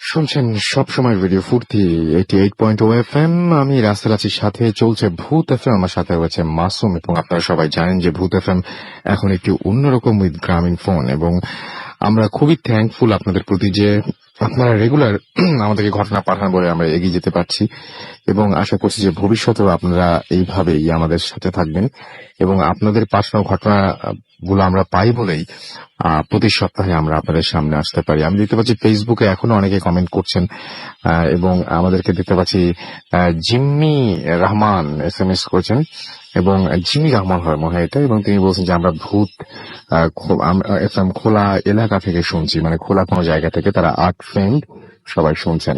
এছাড়া আমাদেরকে SMS এখানে কমেন্ট করেছেন, দেখতে পাচ্ছি রনি চৌধুরী, এবং তিনি বলছেন যে আমি আপনার প্রোগ্রামের দর্শক হতে চাই। তো আমাদের প্রোগ্রামের দর্শক হতে চাইলে তো সরাসরি চলে আসতে হবে, কারণ এটা টেলিকাস্ট করতে পারি না আমরা। সো যেহেতু ব্রডকাস্ট করি, সুতরাং আপনারা একটু কষ্ট করে আপনাদের ঘটনা পাঠিয়ে সেই ঘটনাটা সিলেক্ট হলে আপনারা সরাসরি স্টুডিওতে চলে আসেন, ঘটনা শেয়ারও করতে পারবেন, দেখতেও পারবেন। এবং যারা অবিশ্বাস করেন বিভিন্ন সময় আমাদের ওপরে, যারা এই ভূত এফএমে আসেন, তাদের অভিজ্ঞতা কেমন এবং তারা কিভাবে শেয়ার করছেন, কিভাবে নির্বাচিত হন, তাদের কাছে শুনলেই পাবেন। অনেকদিন তো হয়ে গেল, অনেকেই আপনার পরিচিত, অনেকে হয়তো এসছেন এখন ভূত এফএমে। আচ্ছা, আমাদেরকে ইয়াসিন আরাফাত লিখেছেন যে আমরা 3 বন্ধু মিলে ভূত এফএম শুনছি, ফেসবুকের কমেন্ট পড়ছি কিন্তু এইগুলো। আমাদেরকে এছাড়াও আরো অনেকেই এসএমএস এখানে কমেন্ট করছে। আপনি যদি কমেন্ট করতে চান তাহলে আপনি চলে যান www.facebook.com/রেডিও ফুর্তি এই অ্যাড্রেসে, এবং আমাদের রেডিও ফুর্তির স্পেলিংটা আমি আপনাকে আরো একবার জানিয়ে দিতে চাই, আর সেটি হচ্ছে RADIOFORTI। আচ্ছা, কিছু SMS পড়ে ফেলে। হাফিজ আমাদের রামপাল থেকে SMS করছেন মিল্টন নরসিংদী দাসপাড়া থেকে, এবং তিনি এবং তার ভাগনা কাউসার দুজনে মিলে একসাথে ভূত এফএম শুনছেন। রানা বুয়েট থেকে আমাদের SMS করেছেন, এবং তিনি বলেছেন যে ভূত এফএম ফাটাফাটি হচ্ছে। আমাদেরকে SMS করেছেন সজল শিকদার বাগেরহাট থেকে, এবং তিনি ভূত এফএম শুনতে খুব ভালোবাসেন সেটা জানিয়েছেন। তার ওয়াইফকে নিয়ে তিনি ভূত এফএম শুনছেন। আমাদেরকে জ্যাকলিন SMS করেছেন নাটোর টিভি সেন্টার থেকে। নাইম আমাদের SMS করেছেন যাত্রাবাড়ি থেকে। পনির বাংলাদেশ এগ্রিকালচারাল ইউনিভার্সিটি থেকে আমাদের SMS করেছেন। আবিদ আমাদের SMS করেছেন, এবং আমাদেরকে SMS তিনি বলছেন আই ট্রাস্ট ভূত এফএম। আচ্ছা, ব্যাপারটা হচ্ছে কি, এই ব্যাপারটা আসলে ট্রাস্টের ব্যাপার না বা এরকম টাইপের কিছু না। ব্যাপারটা হচ্ছে যারা এখানে ঘটনা বলতে আসেন তারা তো শুধুমাত্র কোনো উদ্দেশ্য নিয়ে এখানে আসছেন বা এখানে ঘটনা বললে খুব বাড়তি কিছু পাওয়া যায়, এরকম কিছু না। তো মাশফিক আমাদের SMS করেছেন, লিখেছেন আই লাভ ইউ, ভূত এফএম এর কথা বলেছেন আর কি। ইফাদ ময়মনসিং থেকে আমাদের SMS করেছেন মনির। এছাড়াও আমাদেরকে SMS করেছেন মালিহা নারায়ণগঞ্জ থেকে, এবং তার প্রথম আপনার প্রথম SMS আমরা পেয়ে গেছি এবং পড়েও ফেললাম। পারভেজ আমাদের SMS করেছেন ময়মনসিং থেকে, তিনি লিখেছেন আই লাইক ভূত এফএম। MG সোহেল রানা কুষ্টিয়া থেকে আমাদের SMS করেছেন আমাদেরকে AKM ওয়াহিদ ঢাকা থেকে, ঢাকা যাত্রাবাড়ি থেকে, এবং চমৎকার ঘটনাগুলো তাই লিখেছেন। দেব দাস আনন্দ আমাদের SMS করেছেন বিএন স্কুল চট্টগ্রাম থেকে, এবং আজকের ভূত এফএম চরম হচ্ছে, ভয় পাচ্ছি সেটা লিখেছেন। কোকিল আমাদের SMS করেছেন আমাদেরকে আরো অনেকেই। আপনি যদি SMS করতে চান তাহলে মোবাইলের মেসেজ অপশনে গিয়ে টাইপ করুন ফুর্তি FORTI ফুর্তি, স্পেস দিয়ে লিখুন আপনার নাম, স্পেস দিয়ে আপনার মেসেজ পাঠিয়ে দিন 9840 নাম্বারে। আমি দেখতে পাচ্ছি এখানে আরো কিছু পোস্ট রয়েছে ফেসবুকে। আমাদেরকে দেখতে পাচ্ছি লিখেছেন MD আলামিন সরকার। আলামিন লিখেছেন ময়মনসিং থেকে যে ভয় লাগছে না কেন, আমি ঠিক বলতে পারবো না ভয় লাগছে না কেন, আমরা চেষ্টা করে যাচ্ছি এটুকু বলতে পারি। সিফাত মাহমুদ হৃদয় আমাদের SMS করেছেন, এবং তিনি বলছেন আমার একটাই দুঃখ, জীবনে ভূত দেখতে পারলাম না। আমারও খুব দুঃখ হচ্ছে, কারণ আপনি নিশ্চয়ই এরকম কোনো কিছু দেখতে পারলে আমাদের সাথে শেয়ার করতেন, আমরা একটা ঘটনা পেয়ে যেতাম। যাই হোক, আমরা আবারও চলে যাচ্ছি ঘটনায়। এই মুহূর্তে আমাদের সাথে এখানে উপস্থিত রয়েছেন লিটন ভাই। এর আগেও তিনি 2বার এসছেন ভূত এফএমে, আজকে 3য়বারের মতো, এবং তিনি তার রিসেন্টলি একটা সংগ্রহ করার ঘটনা তিনি আজকে শেয়ার করবেন। লিটন ভাই, আপনাকে আবারও স্বাগত জানাচ্ছি ভূত এফএমে, এবং আপনার ঘটনায় চলে যাচ্ছে সরাসরি। হ্যালো, আমি হাসান মোর্শেদ। আমি মিরপুর শেয়ারপাড়া থেকে বলছি। জি। তো এখন আমি যে ঘটনাটা শেয়ার করব সেটা হচ্ছে আমার একজন বেস্ট ফ্রেন্ড, ওর বাবার কাছ থেকে ঘটনাটা আমি শুনেছি। তো এর আগে যখন আমি 2বার ভূত এফএমে আসছিলাম, তো আমার ওই ঘটনাগুলো ওরা শুনেছে ভূত এফএমে। তো আমি বেশ কয়েকদিন আগে আমি আমার ওই ফ্রেন্ডের বাসায় গিয়েছিলাম। তো ফ্রেন্ডের বাড়ির সবার সাথে আমার খুব ফ্রেন্ডলি সম্পর্ক, ওর বাবা মা ভাই বোন সবাই আমরা খুব ফ্রেন্ডলি। তো ওর বাবা আমাকে বললো যে তুমি তো সবসময় ভূত এফএমে যাও, তো আমার একটা ঘটনা আছে, তুমি এটা যদি পারো ওখানে গিয়ে শেয়ার করো। তো আমি ওই আঙ্কেলের কাছ থেকে পুরো ঘটনাটা শুনি। শোনার পরে আমি এখানে আসি এটা শেয়ার করার জন্য। তো আঙ্কেল যেভাবে ঘটনা বলেছে ঠিক আমি আমার মতো করে সেই ঘটনাটা শেয়ার করছি। জি প্লিজ। এই ঘটনা হলো, এটা স্বাধীনতা যুদ্ধের পরে 1972-73 সালের দিকের ঘটনা। তখন আঙ্কেলরা থাকতো ভাসানট্যাক নামে একটা এলাকা, ও সেই ভাসানট্যাকে থাকতো। তো আঙ্কেলদের একটা ছিল, দোকান ছিল ভাসানট্যাক বাজারে। তো সেই দোকানটা ছিল চার দোকান। তো এই ঘটনাটা যখন শুরু হয় তখন ছিল শীতের শেষ হয়ে গরমের শুরু ঘটনা। যাই হোক, আঙ্কেলেদের যে দোকানটা, সেই দোকানটা সকালবেলা আঙ্কেলের বাবা গিয়ে ওই দোকান খুলে চাটা বিক্রি করে দুপুরবেলা বন্ধ করে চলে যেত, এবং বিকেলবেলা আঙ্কেল এসে দোকানটা খুলে চাটা বিক্রি করে উনি আবার চলে যেতেন। যাই হোক, যখন ঘটনা শুরু হলো তখন আমি আমার মতো করে বলছি। এটা হচ্ছে, তো একদিন ওখানে চা বিক্রি করতে করতে চা বিক্রি করতে করতে অনেক সময় পার হয়ে যায়। পার হওয়ার পরে তখন উনি ঘড়ির দিকে তাকিয়ে দেখে 9টা কি 10টা বাজে। তো উনি দোকানটা বন্ধ করে হারিকেনটা নিয়ে হাঁটা শুরু করলো। হাঁটতে হাঁটতে হাঁটতে ওনাদের বাড়িতে যাওয়ার পথে ওখানে একটা অনেক বড় বাঁশবাগান। সেই বাঁশবাগানটা পার হওয়ার পরে ওখানে একটা বিল আসে। সে বিলটা পার হওয়ার পর 1-1.5 মিনিট হাঁটার পর তারপর তাদের বাড়িটা। তো উনি তখন, আর ওই বিলের ঘটনা হচ্ছে কি, ওটা বর্ষাকালে পানিতে ভরে যায়, আর যখন শীতের শুরু হয় তখন বিলটা শুকিয়ে যায়। তো ওখানকার লোকজন তখন ওই শীত মৌসুমে ওখানে কৃষিকাজ করে। যাই হোক, আঙ্কেল হারিকেনটা নিয়ে হাঁটতে হাঁটতে হাঁটতে যখন ওই বাঁশবাগানের ভিতরে ঢুকে পড়লো, হঠাৎ সে কেমন যেন একটা ভয় ভয় লক্ষ্য করলো। তো সে ফিল করছে যে তাকে পিছন দিক থেকে কেউ দেখছে, বা ওই গাছ থেকে কেউ তাকে লক্ষ্য করছে। সে ভীষণ ভয় পাচ্ছে, সামনে সামনে হেঁটে হেঁটে হেঁটে যাচ্ছে। হঠাৎ সে দেখলো যে সে যে দিক দিয়ে যাচ্ছে, সেই তার চলার পথের রাস্তার সামনে একটা বিশাল বড় কুকুর, কালো রঙের, তার সামনে পথ বন্ধ করে দাঁড়িয়ে আছে। সে কুকুরটাকে দেখে একটু প্রথমে ভয় পেয়ে গেল। কুকুরটার সাইজটা ছিল একটু আকারে অনেক বড়, এবং কুকুরের চোখগুলো আগুনের মতো করে জল জল করে জ্বলছিল। সে ভীষণ ভয় পেল। সে চিন্তা করলো যে কুকুরটাকে এখান থেকে সরাতে হবে। সে কি করলো, সে আশেপাশে তাকে ইট বা হারিকেন নিয়ে আলো দিয়ে ইট অথবা কোনো গাছের ডালটা খুঁজে আরম্ভ করলো, কিন্তু এগুলো সে পেল না। তখন সে কি করলো, হারিকেনের আলোটা বাড়িয়ে দিয়ে সে কুকুরটাকে সরানোর জন্য সামনে হারিকেনটা ধরে বললো, সর সর সর। তার এই শব্দে কুকুরটা একটু দূরে গিয়ে দাঁড়ালো। তখন সে সামনের দিকে হেঁটে হেঁটে হেঁটে সে যখন চোখটা পার হয়ে বিলের দিকে নামবে, তখন সে লক্ষ্য করলো পিছন দিক দিয়ে অনেকগুলো কুকুরের ঘ্যাও ঘ্যাও ঘ্যাও শব্দ। সেই শব্দগুলো শুনে খুব প্রচন্ড ভয় পেয়ে গেল, এবং এমন ভয় পেল যে তার সমস্ত শরীরের লোমগুলো দাঁড়িয়ে গেল। সে পিছনে তাকিয়ে কি করবে, সামনের দিকে সে হারিকেন নিয়ে দৌড়ানোর চেষ্টা করলো। কি সেই বিলের মধ্যে আইল দিয়ে কিছুক্ষণ দৌড়ানোর পরে সে লক্ষ্য করলো তার হারিকেনে আলো নিভে গেছে। সে বুঝতে পারল না যে কখন তার হারিকেনে আলোটা নিভে গেছে। সে যখন সামনের দিকে হেঁটে হেঁটে যাচ্ছে, হঠাৎ সে লক্ষ্য করলো দূরে একটা ওই বিলের আইলের মাঝখানে একটা ছোট্ট কি যেন দেখা যাচ্ছে বড়। সে একটু কাছে গিয়ে দেখলো যে ওখানে কে যেন একটা কুড়ি ঘর করে রেখেছে আইলে তার চলার পথে। সে যখন বিকালবেলা এখান দিয়ে আসছিল, সে ওখানে কোন কুড়ে ঘর বা এরকম কিছু দেখেনি, বা এত তাড়াতাড়ি এটা কে করবে, বা মানুষের চলার পথে এরকম কুড়ে ঘর কে করবে, সে এটা বুঝতে পারছে না। তো আস্তে আস্তে সে সামনের দিকে হেঁটে যাচ্ছে। হঠাৎ সে একটা বাচ্চার কান্নার শব্দ শুনতে পাচ্ছে।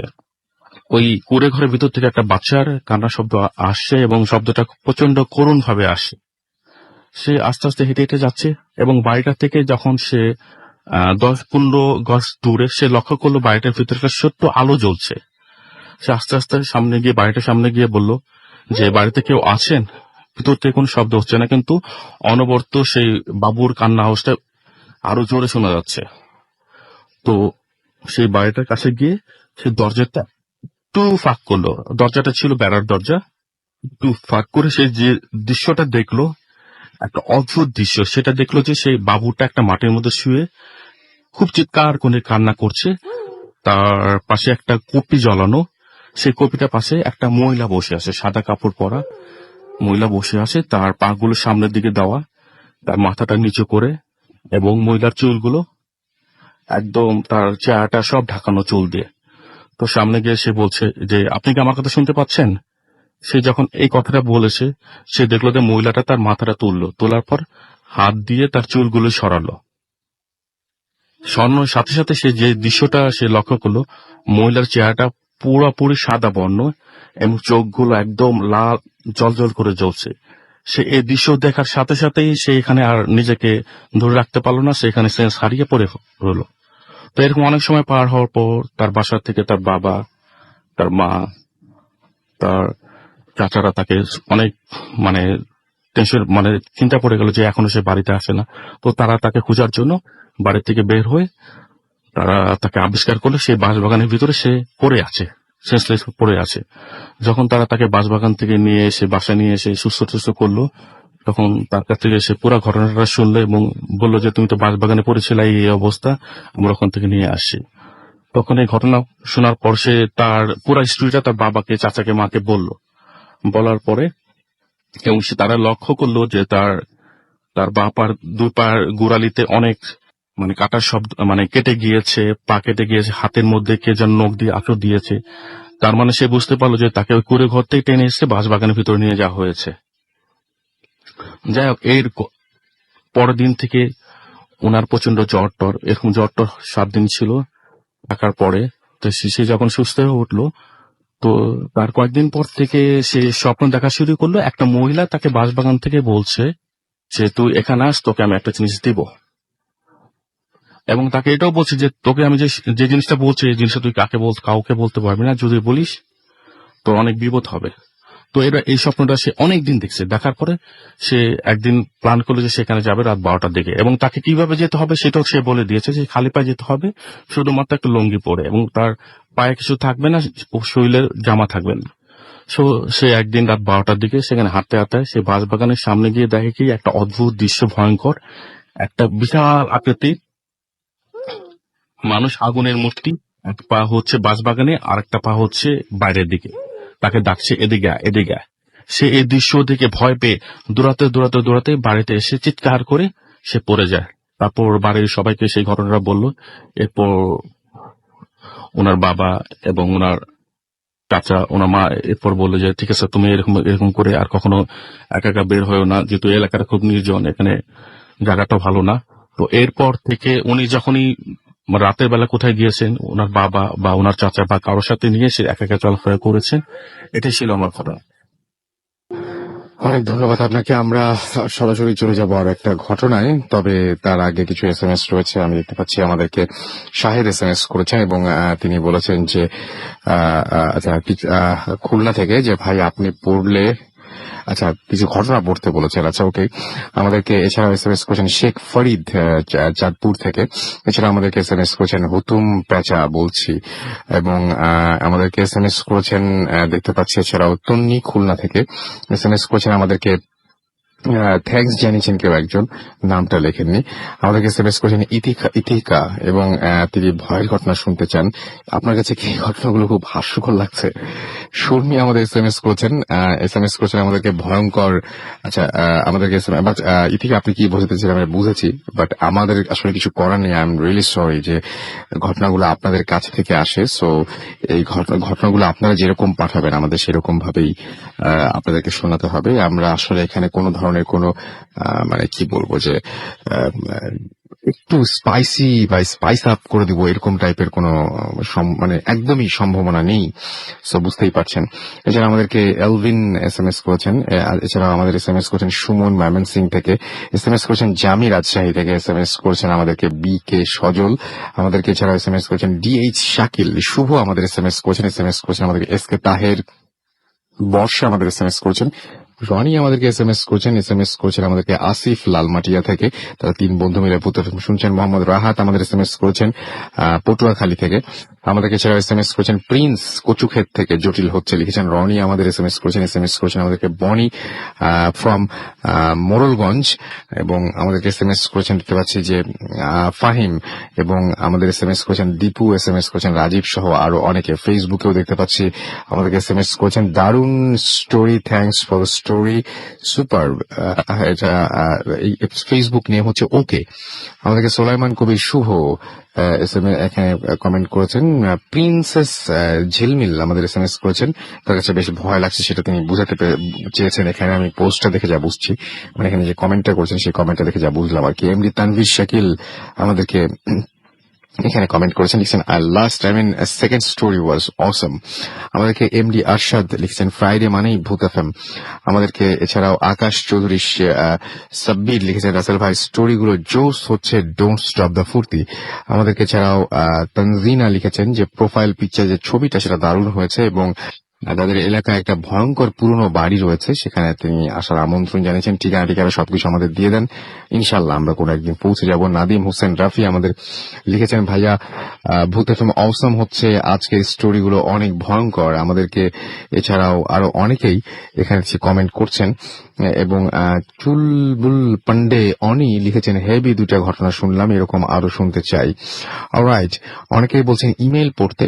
আমি তার আগে জানিয়ে দিই যে যারা ফেসবুকে কমেন্ট করতে চান তারা চলে যান www.facebook.com/radiofurti এই অ্যাড্রেসে। আপনারা যেহেতু ঘটনা পড়তে বলছেন, আমি আরেকটা ঘটনা পড়ে ফেলি এবং দেখা যাক আপনাদের কেমন লাগে। অলরাইট, আমরা সেকেন্ড আরেকটা ঘটনা যাচ্ছি, যেটি আমাদেরকে পাঠিয়েছেন দেখতে পাচ্ছি। আচ্ছা, তিনি নাম প্রকাশে অনিচ্ছুক, বাট এখানে আছে তিনি লিখেছেন যেভাবে লিখেছেন সেভাবে পড়ছি আমি। সুপ্রিয় রাসেল ভাই, প্রথমে আমি সালাম নিবেন, আশা করি আল্লাহর অশেষ রহমতে বহাল তবিয়তে আছেন।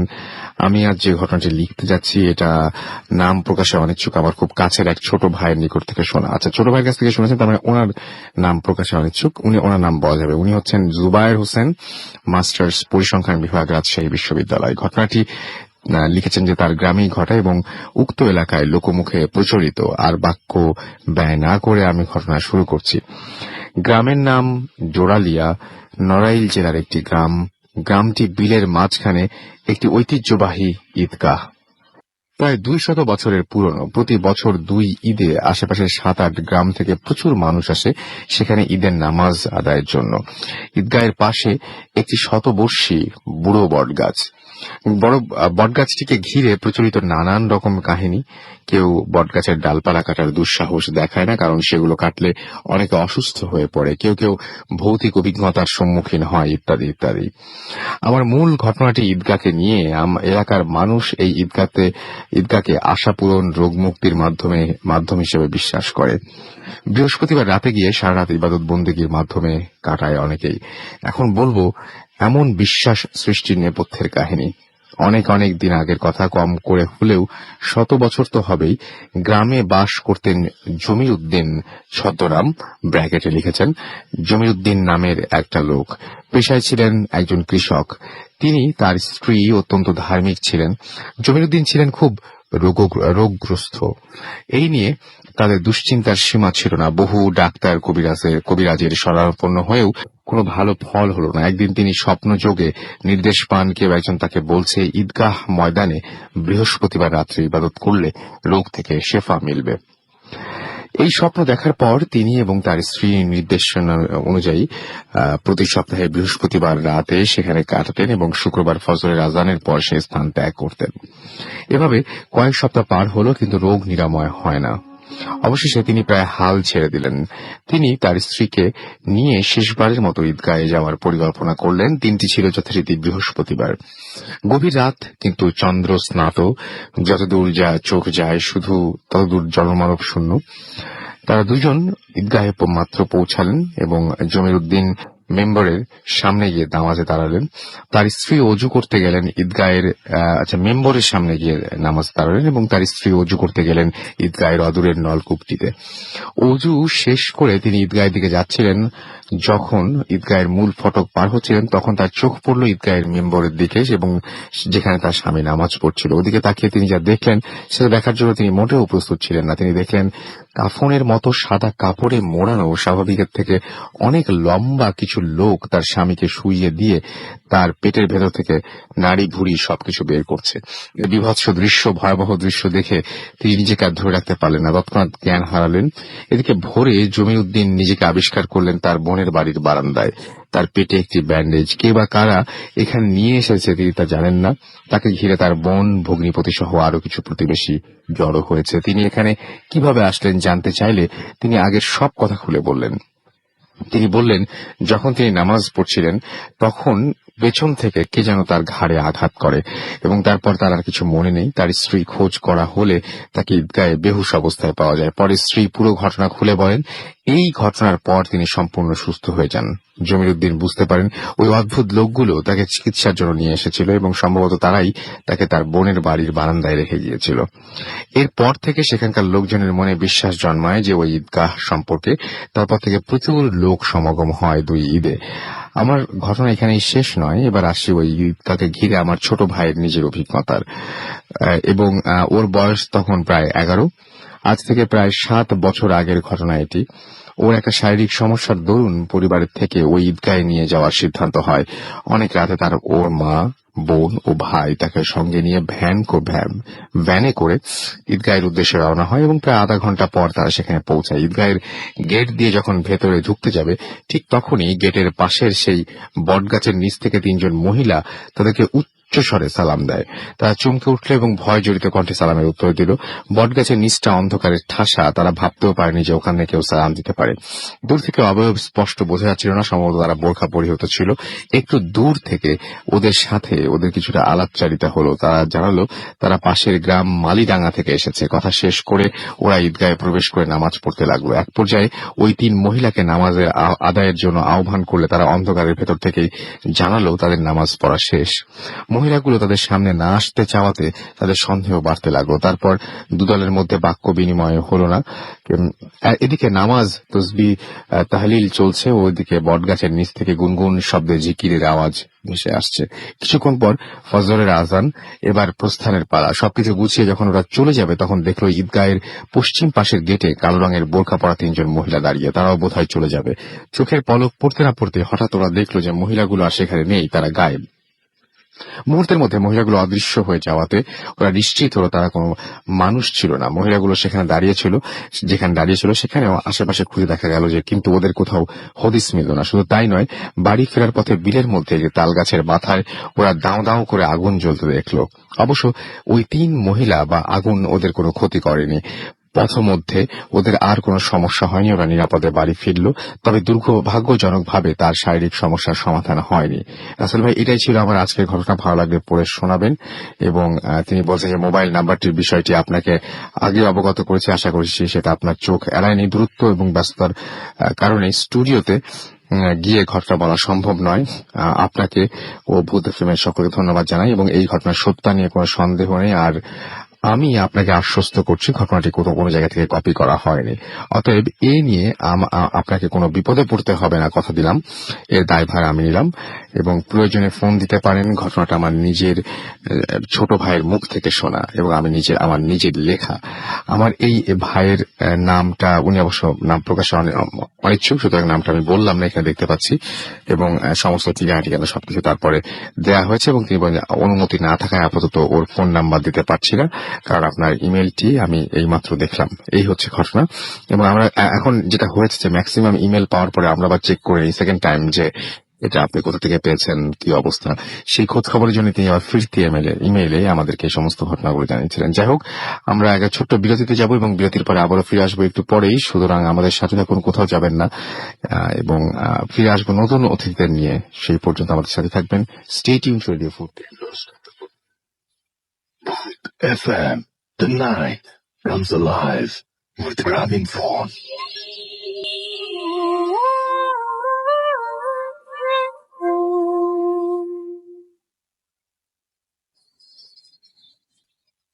শুনছেন সবসময় রেডিও ফুর্তি, চলছে ভূত এফএম এবং আমি রাসেল আছি সাথে। আমার সাথে রয়েছে মাসুম এবং আজকের অতিথিরা।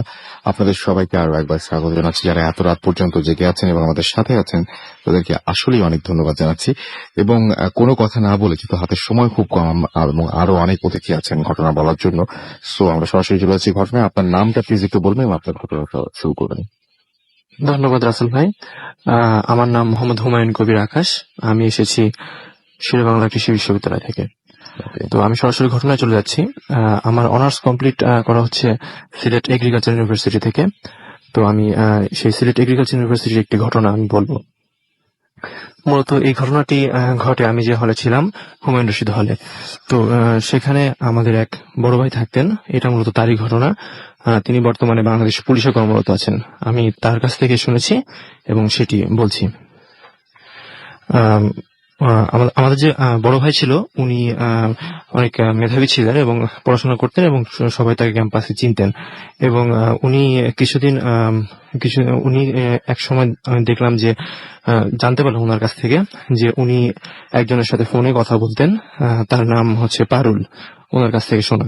তো এইভাবে আস্তে আস্তে ধীরে ধীরে কথা বলতে বলতে তাদের ভিতরে একটা ভালো ধরনের সম্পর্ক গড়ে ওঠে এবং তারা ফোনে কথা বলতে থাকে এবং ভালো ফ্রেন্ডশিপ হয় এবং কিছু চিঠিও আদান প্রদান হয়।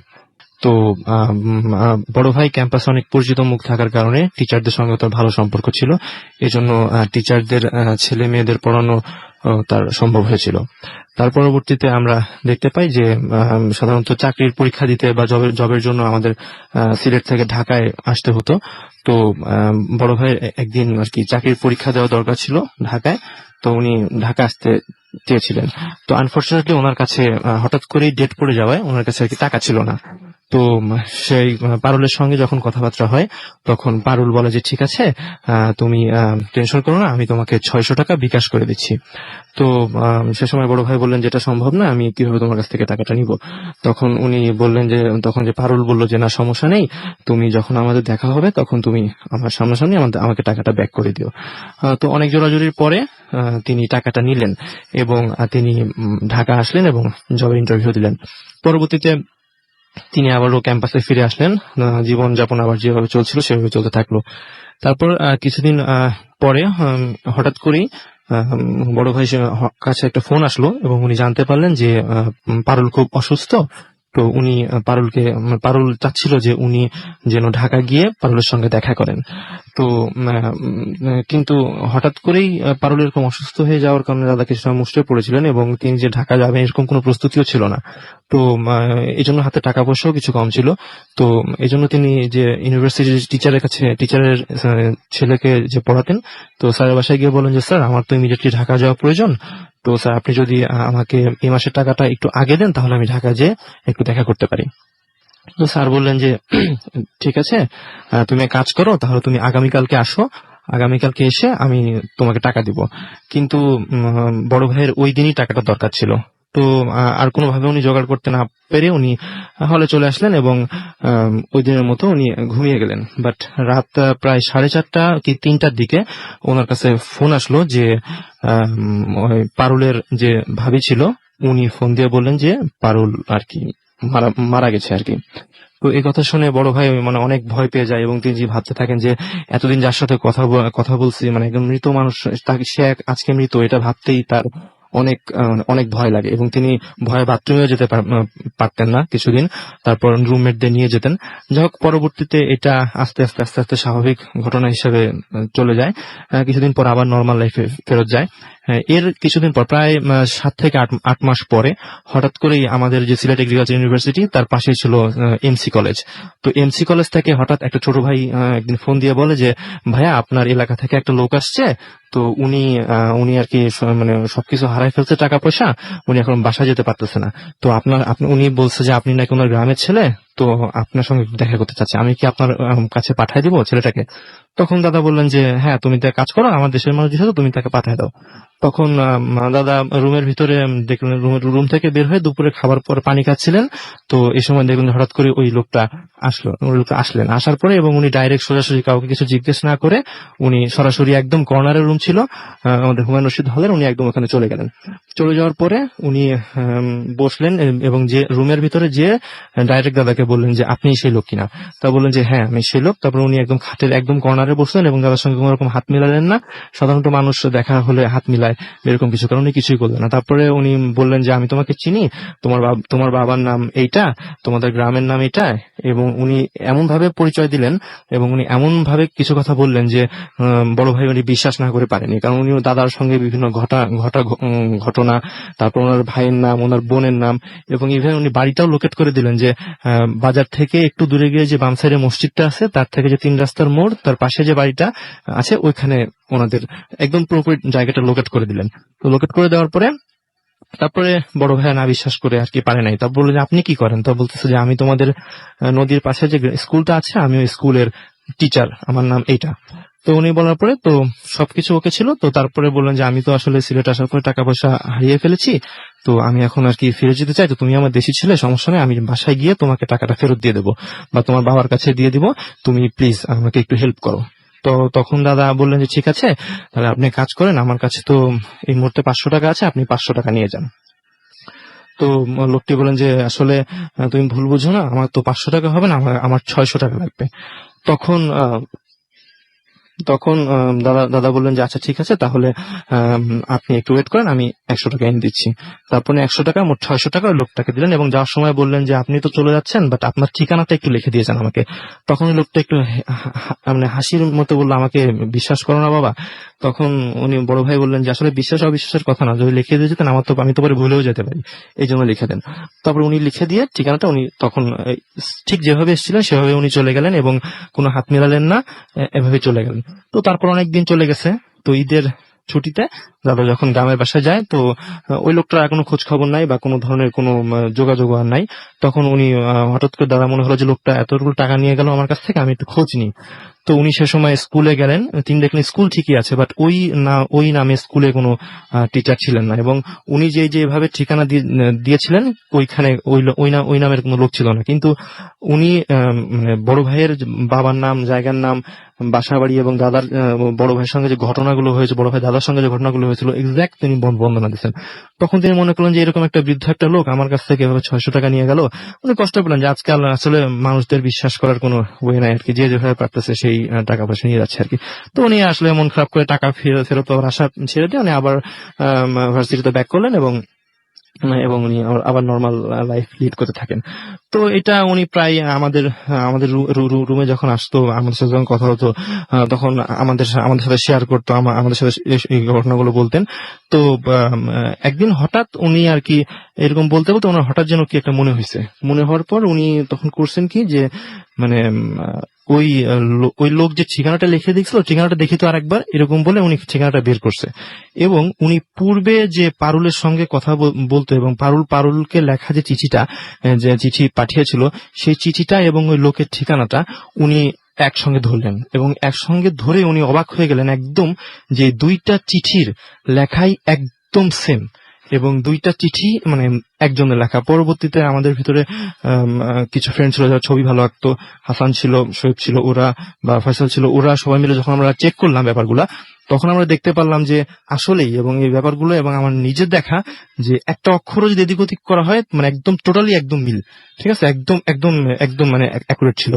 পরবর্তীতে দাদা উনি হয়তো মানে কনক্লুশনটা এভাবেই দিছে যে আসলে সৃষ্টিকর্তার কাছে আমি 600 টাকা ঋণী তো পারুলের কাছে নিয়েছিলাম, তো সৃষ্টিকর্তা হয়তো আমাকে এইভাবে আর কি আমার ঋণটা শোধ করছে, এটাই আর কি তার বাস্তব জীবনের স্যাটিসফ্যাকশনটা ছিল। আসলে এটা ছিল ঘটনা। অনেক ধন্যবাদ আপনাকে। আমাদের যদি সময় কম, আমরা কোনো কথা বলবো না, আমরা চলে যাব আমাদের পরবর্তী ঘটনা। এবং আমাদের এখানে উপস্থিত রয়েছেন বয়সে খুবই তরুণ একজন হুজুর, এবং তিনি রিসেন্টলি একদম রিসেন্টলি না, তিনি গিয়েছিলেন একটা চিল্লায় বোধহয় না, চিল্লাই গিয়েছে, তাবলিকে গিয়েছিলেন। ওকে, তো তার সেইখানকার ঘটে যাওয়া একটা অদ্ভুত ঘটনা তিনি শেয়ার করবেন, এবং এই ঘটনার কোনো ব্যাখ্যা নেই আসলে।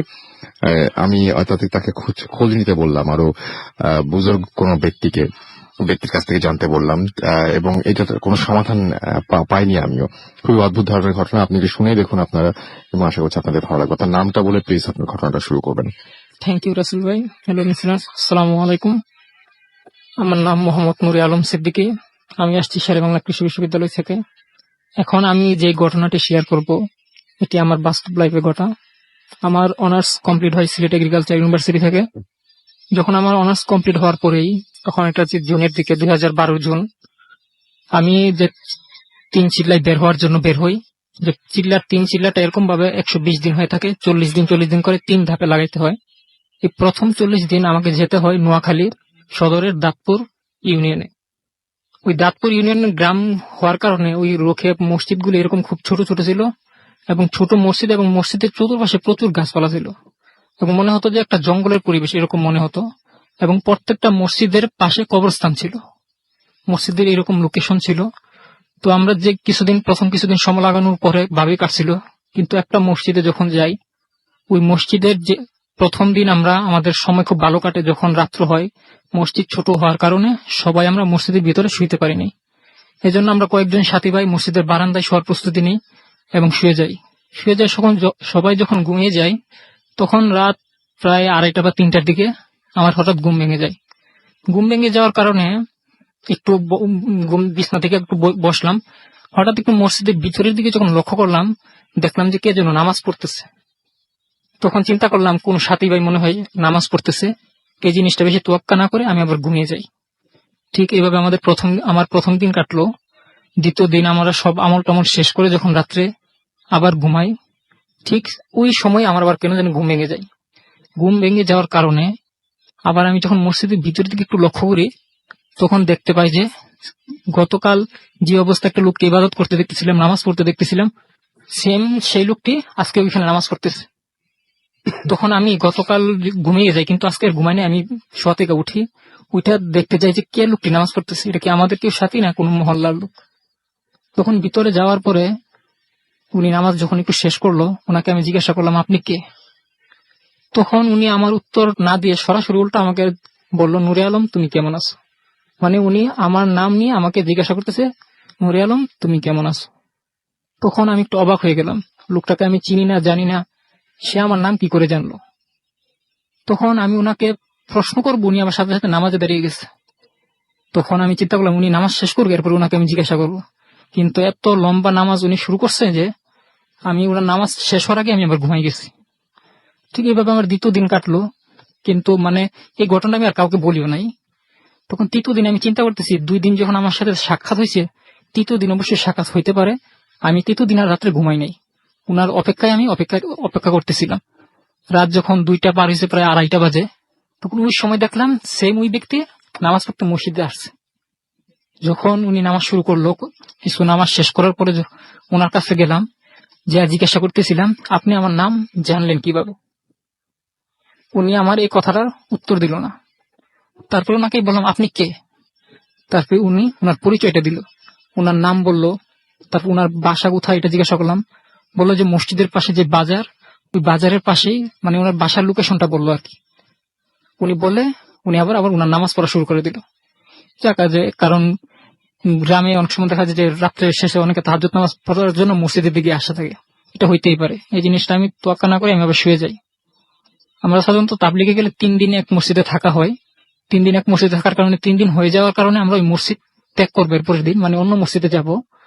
অন্য মসজিদে যাওয়ার জন্য আমরা চিন্তা করলাম যেহেতু ওনার সাথে পরিচয় হয়েছে, ওনার সাথে একটু দেখা করে যাই। শেষের দিন তৃতীয় দিন দেখা করে যাই। এই দেখা করার উদ্দেশ্যে আমি আর আমার সাথে আরেক সাথী ভাইকে নিয়ে উনি যেই লোকেশন বলছিল যে বাজারের পাশে ওইখানে ওনার বাড়ি, ওই লোকেশনে ওই বাড়িতে গেলাম। যাওয়ার পরে ওনার নাম ধরে ডাকতেছিলাম আর কি ওই বাড়িতে। তখন হঠাৎ একটা যুবক, মানে 20-25 বছরের একটা ছেলে ঘর থেকে বের হয়ে আসলো। বের হয়ে আসার পরে আমাকে জিজ্ঞাসা করতেছিল কাকে চাচ্ছেন। আমি যার সাথে আমার কথা হয়েছিল রাত্রেবেলা মসজিদে, তার নাম বলে উনি কি বাড়িতে আছেন। ওই ছেলেটা আমাদের দিকে এক দৃষ্টিতে তাকিয়ে রইল। তোর কিছুক্ষণ পরে আমাদেরকে বলতেছে আপনারা কোথা থেকে আসছেন। যে ছেলেটা ঘর থেকে বের হয়ে আসছিল ওই জিজ্ঞাসা করতেছে।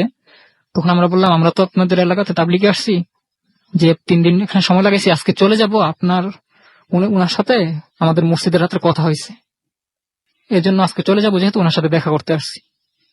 এই কথা বলার পরে সে আমাদের দিকে তাকিয়ে আছে। কিছুক্ষণ পরে সে বলল যে উনি আমার বাবা হয়, উনি তো গত 2 বছর হয়েছে মারা গেছে।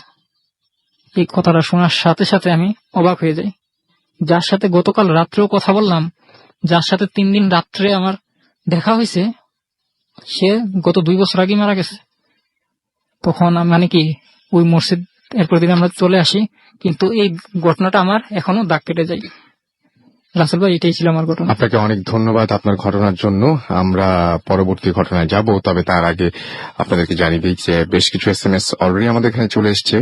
আজকের ভূত এফএম নিয়ে অনেকে অনেক কথা বলছেন এবং আমাদেরকে ফায়াজ SMS করেছেন, এখানে কমেন্ট করেছেন।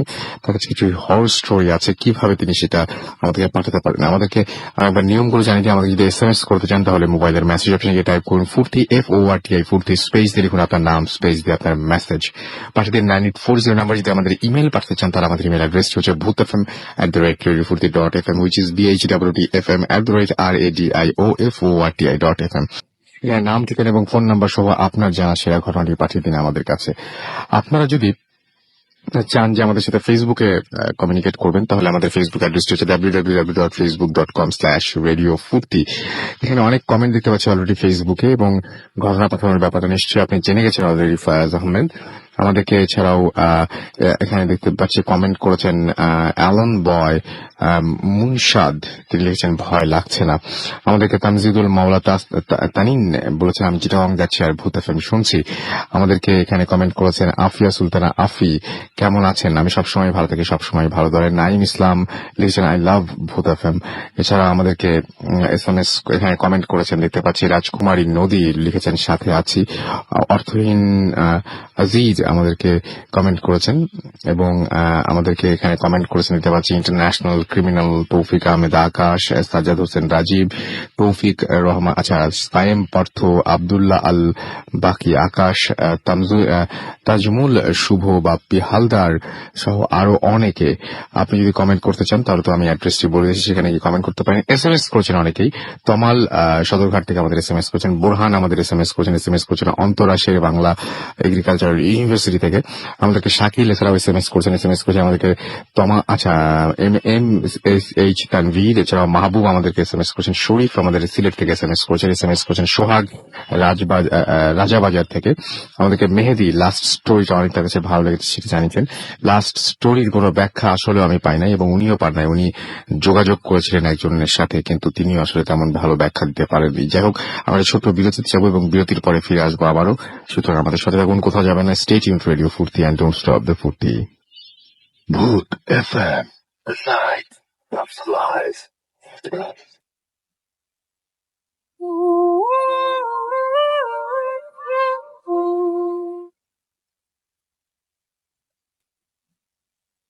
শুনছেন সবসময় রেডিও ফুর্তি, চলছে ভূত FM, এবং আমি রাস্তা আছি, সাথে আমার সাথে রয়েছে মাসুম। এবং আজকে অতিথিরা কোনো কথা না বলে আমরা সরাসরি চলে যাচ্ছি ঘটনায়। আমাদের সাথে রয়েছেন আরো একজন নতুন অতিথি, আমরা সরাসরি চলে যাবো তার কাছে। আপনার নামটা বলে প্লিজ আপনার ঘটনাটা শেয়ার করবেন আমাদের সাথে। ধন্যবাদ রাসেল, আমি আশরাফ উত্তরা থেকে এসেছি। আমি আপনাদেরকে যে ঘটনাটি শোনাতে চাই সেটি আমার বিশ্ববিদ্যালয়ের জীবনে। আমি চট্টগ্রাম বিশ্ববিদ্যালয়ে ছিলাম এবং ঘটনাটি ঘটেছিল 2008 সালের শেষের দিকে। আমি ছিলাম শাহ আমানত হলে, সেখানে 220 নম্বর রুমে আমি আমার রুমমেট ম্যাথমেটিক্স এর স্টুডেন্ট ছিলেন আনোয়ার ইসলাম মনির। তো আমরা যে প্রথম 2-3 মাসের মধ্যে হবে এটা ঘটনাটা, সেখানে হঠাৎ করে একদিন রাতে 1 থেকে 2টার দিকে হবে, সেখানে শুয়েছিলাম, ঘুমিয়েছিলাম। হঠাৎ করে আমার বেডের পাশে যে জানালাটা ছিল সেখানে আমি কিছু কাঁপুনি শব্দ শুনতে পেলাম। তো আমি ভাবলাম মনে হয় কোনো বাতাসের কারণে হয়তো বা জানালার ডালাগুলো নড়ছে, এরকম কিছু হবে। কিন্তু তাকিয়ে দেখি সেখানে অনেক বড় একটা ছায়া, মানুষের মতো দেখতে মনে হচ্ছে। তো আমি ভাবলাম হয়তো বা সেটা নারিকেল গাছ হতে পারে, যেহেতু সেখানে গাছ ছিল। কিন্তু খেয়াল করলাম যে না, নারিকেল গাছের জায়গায় ঠিক নারিকেল গাছ আছে, সেটা একটা মানুষের মতো মনে হচ্ছে এবং অনেক লম্বা। যেহেতু আমরা দোতলায় আছি, আমার আনুমানিক যেটা ছিল যে লোকটির যে ছায়াটা দেখা যাচ্ছিল সেটা প্রায় 5 তলার সমান হবে। দেখার পর তো আমি প্রচন্ড ভয় পেয়ে গেলাম।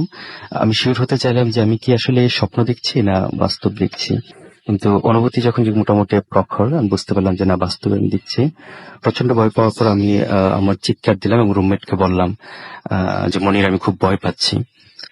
তখন আমার চিৎকার শুনে মনিরও আসলো, পাশে থেকে আরো 2-1 আসছিল এবং সে রাতে মোটামুটি আমরা দুজনে এইভাবে কাটিয়ে দিই। পরবর্তীতে আমার 220 থেকে ভয় পাওয়ার কারণে রুমটা আমি চেঞ্জ করে ফেলি, একটা সিঙ্গেল রুম নেই, 251 নম্বর রুম। সিঙ্গেল রুমের পাশে তার 2-1 দিন পরেই, যখন ওঠার পরেই, সেখানে সাদেক নুর নামে একজন কর্মচারী ছিলেন। সে রাতে এরকমই হবে 2টার দিকে হঠাৎ করে তার চিৎকার শুনতে পায়। আমি চিৎকার শোনার সাথে সাথে সেখানে যাই। যাওয়ার পর সে কোনোভাবে বললাম যে দরজা খোলো, কি হচ্ছে। সে সেখানে চিল্লাচিল্লি করছে, প্রচুর চিল্লাচ্ছে, ছোটার চেষ্টা করছে, এরকম একটা কিছু। কিন্তু সে কোনোভাবে দরজা খুলছে না, কোনো আওয়াজও দিতে পারছে না। আমি ওর যে জানালাটা ছিল সেটার উপরের অংশের গ্লাসটা ভেঙে দিলাম, ভেঙে ঢোকার চেষ্টা করলাম। এই সময় আরো 2-1 চলে আসলো। তখন সাদেককে দেখলাম যে সে মানে ও সেখানে এরকম কি করছে, আমরা মারামারি করলে যেরকম করি সেরকম তার হচ্ছে, আর সে কোনোভাবে এদিকে আসতে পারছে না। আমরা বলছি তুমি এদিকে শুধু দরজাটা খুলো, আমরা ঢোকার চেষ্টা করি। তারপরে দরজা অনেকটা ভাঙার মতো করে যখন আমরা ঢুকতে যাচ্ছি তখন আর সেখানে ছায়ার মতো হঠাৎ করে একটা কিছু উদাও হয়ে গেল। লাইট জ্বালানো ছিল আর আমরা ওইখানে তেমন কোনো কিছু দেখতে পেলাম না। সে বললো যে তাকে গলা টিপে ধরা হলো, তাকে মেরে ফেলানোর জন্য একটা বিভৎস চেহারা সেখানে তাকে আঁকড়ে ধরলো।